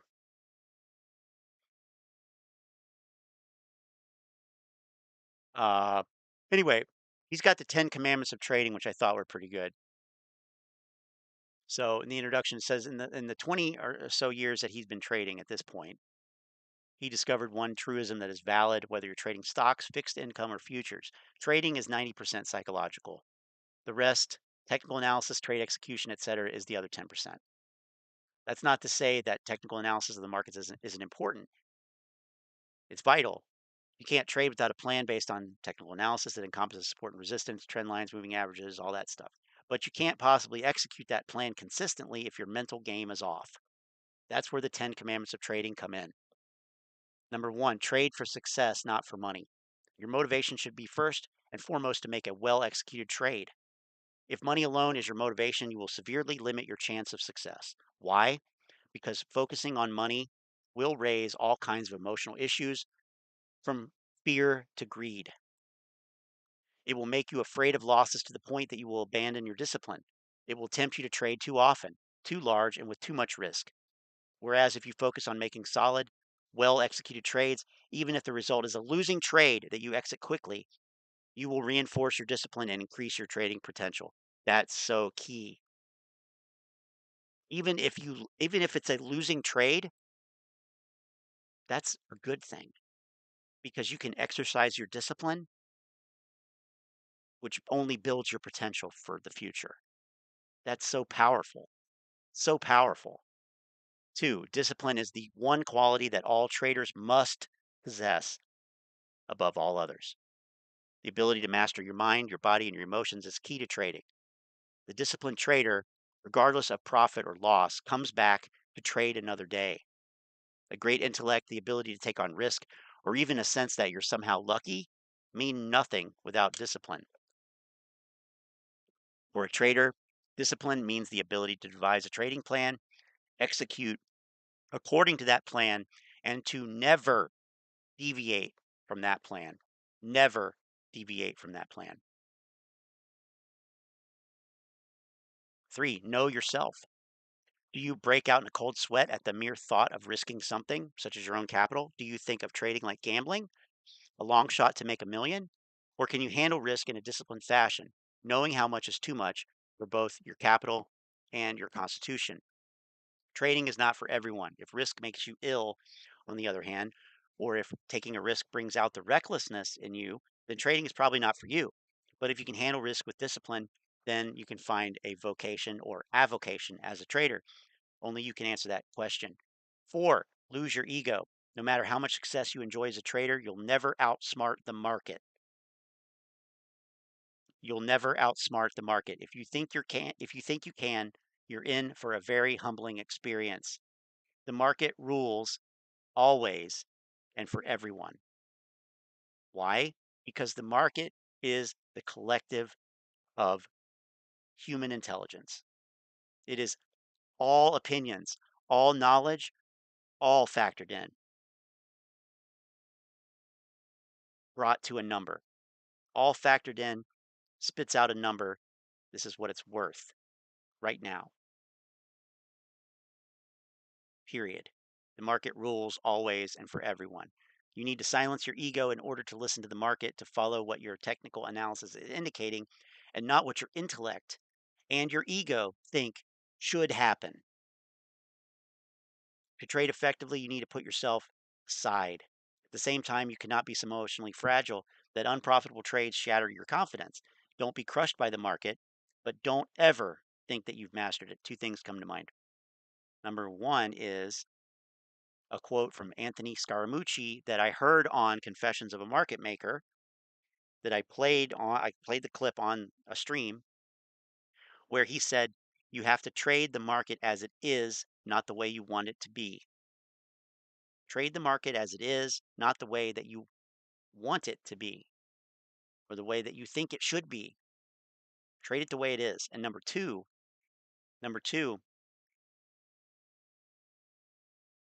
is what was number 2? Whenever you think you have figured out the key to the stock market, the market changes the lock. And that's a quote by none other than Joe Granville, who said pretty much the guiding quote of this channel: if it's obvious, it's obviously wrong. Which I also heard on Confessions of a Market Maker. There's no such thing as hoping, wishing, or praying. I've seen too many traders start staring panic-stricken at the computer screen and begging the market to move their way. Why? Because they've lost their discipline and allowed what was a small loss to turn into a much bigger one. They keep hanging on, hoping, wishing, and praying for things to turn around. The reality is on the screen. When the market hits your stop loss level, the price at which you'll cut your losses at a predetermined level, get out. Hoping, wishing, or praying. We've seen all of those things on a daily basis in AMC. 6, let your profits run and cut your losses quickly. When the market goes against you and you hit your predetermined stop, exit the trade, period. Exit when the loss is a small one. Then reevaluate your strategy and execute a new trade. Keeping your losses small will keep you in the game. Profits will take care of themselves as long as you execute according to your plan. When you place a trade, know in advance where you'll exit for a profit. When the market reaches that level, exit the position. If your analysis tells you the market still has some room to move, then scale out of the position, but execute according to your plan. Remember, you'll never go broke taking a profit. You'll never go broke taking a profit. 7, know when to trade and when to wait. Trade when your analysis, your system, and your strategy say that you have a buy or sell to execute. If the market doesn't have a clear direction, then wait on the sidelines until it does. Keep your mind on the market, but keep your money out of it. 8, love your losers like you love your winners. Losing trades will be your best teachers. When you have a losing trade, it's because of some flaw in your analysis or your judgment, or perhaps the market simply didn't do what you thought it would. When you have a losing trade, something is out of sync with the market.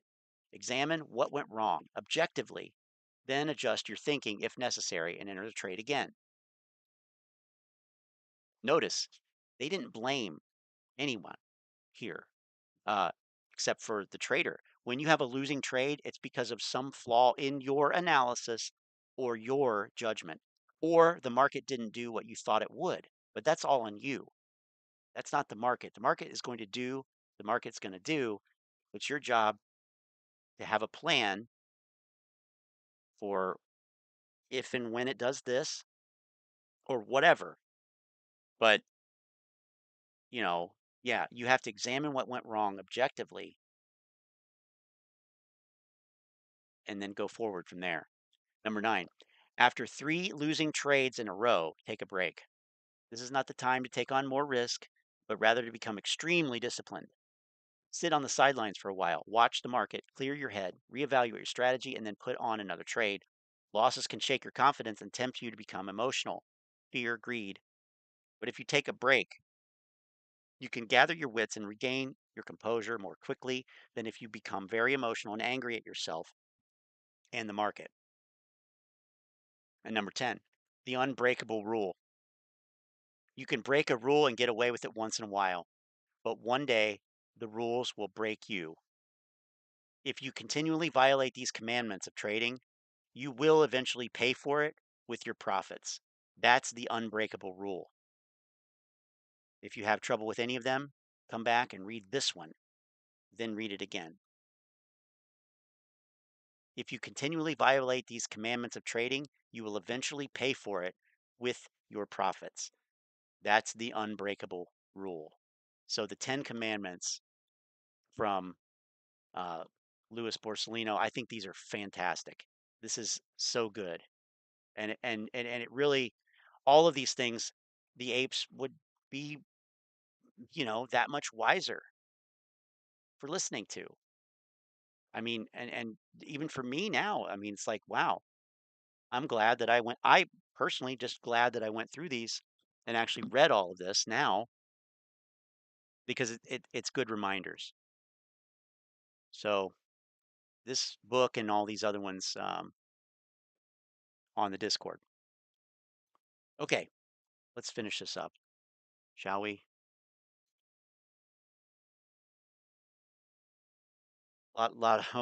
Yeah, a lot of good stuff to think about there.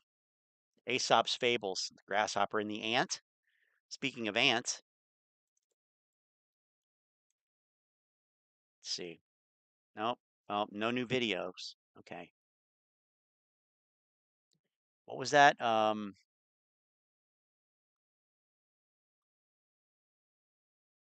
on here. Yeah, that guy needs to really take a look at this here. Number 10, specifically, ants trades. Something tells me that he already is paying for it, but something also tells me he's not learning anything from it. And that's the worst, losing money and not learning anything. It's like paying for a worthless class or something. Like you just took this class and you took the final exam and you passed it, but you didn't actually learn anything. There's not a single thing that you can recall that you learned in the class where there was a positive experience. So you just paid money for something that is worthless, essentially, like this, basically. Oh, fuck. All right. He's at work recouping his losses on the weekend, right? Yeah. Oh boy. All right. Let's see what we can. Oh, I know. I had one. It was a new one actually. Gotta find it here.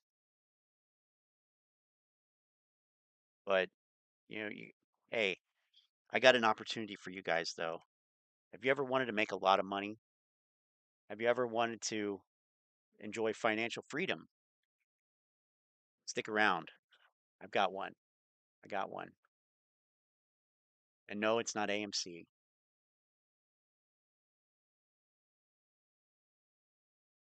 So let's see here. I gotta find it. I had it and I lost it, but I got it again. Just take me a second. So, let's see. Well, while I'm doing that, we'll come over here. One last look.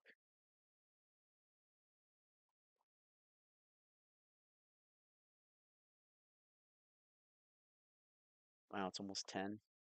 Shit. Okay. Let's see. While that's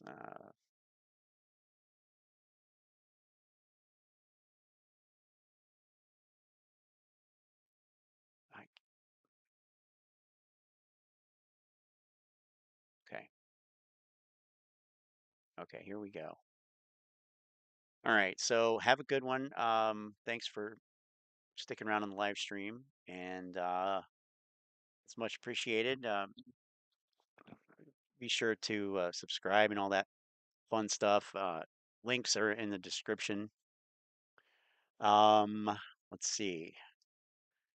And here you go. So actually, let's do this. I want to make it all dramatic.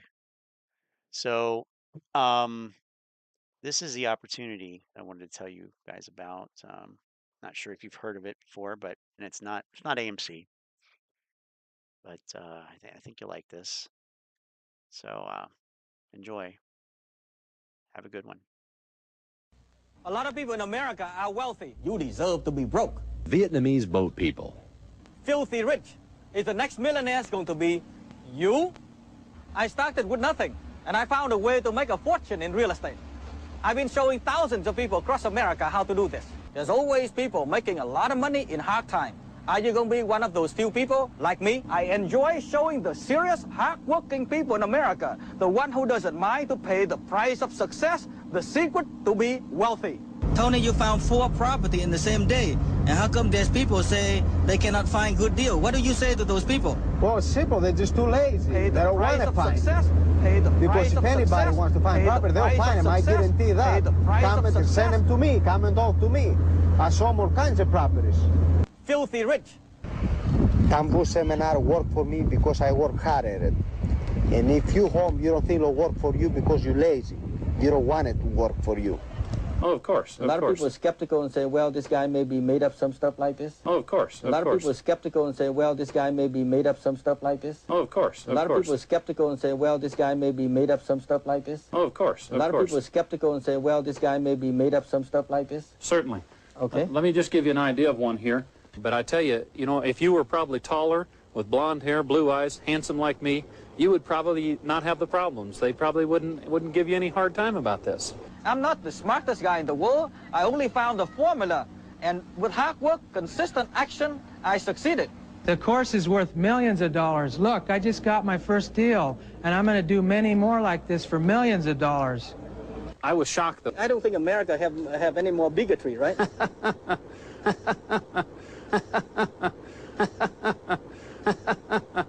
I wish. That would be the...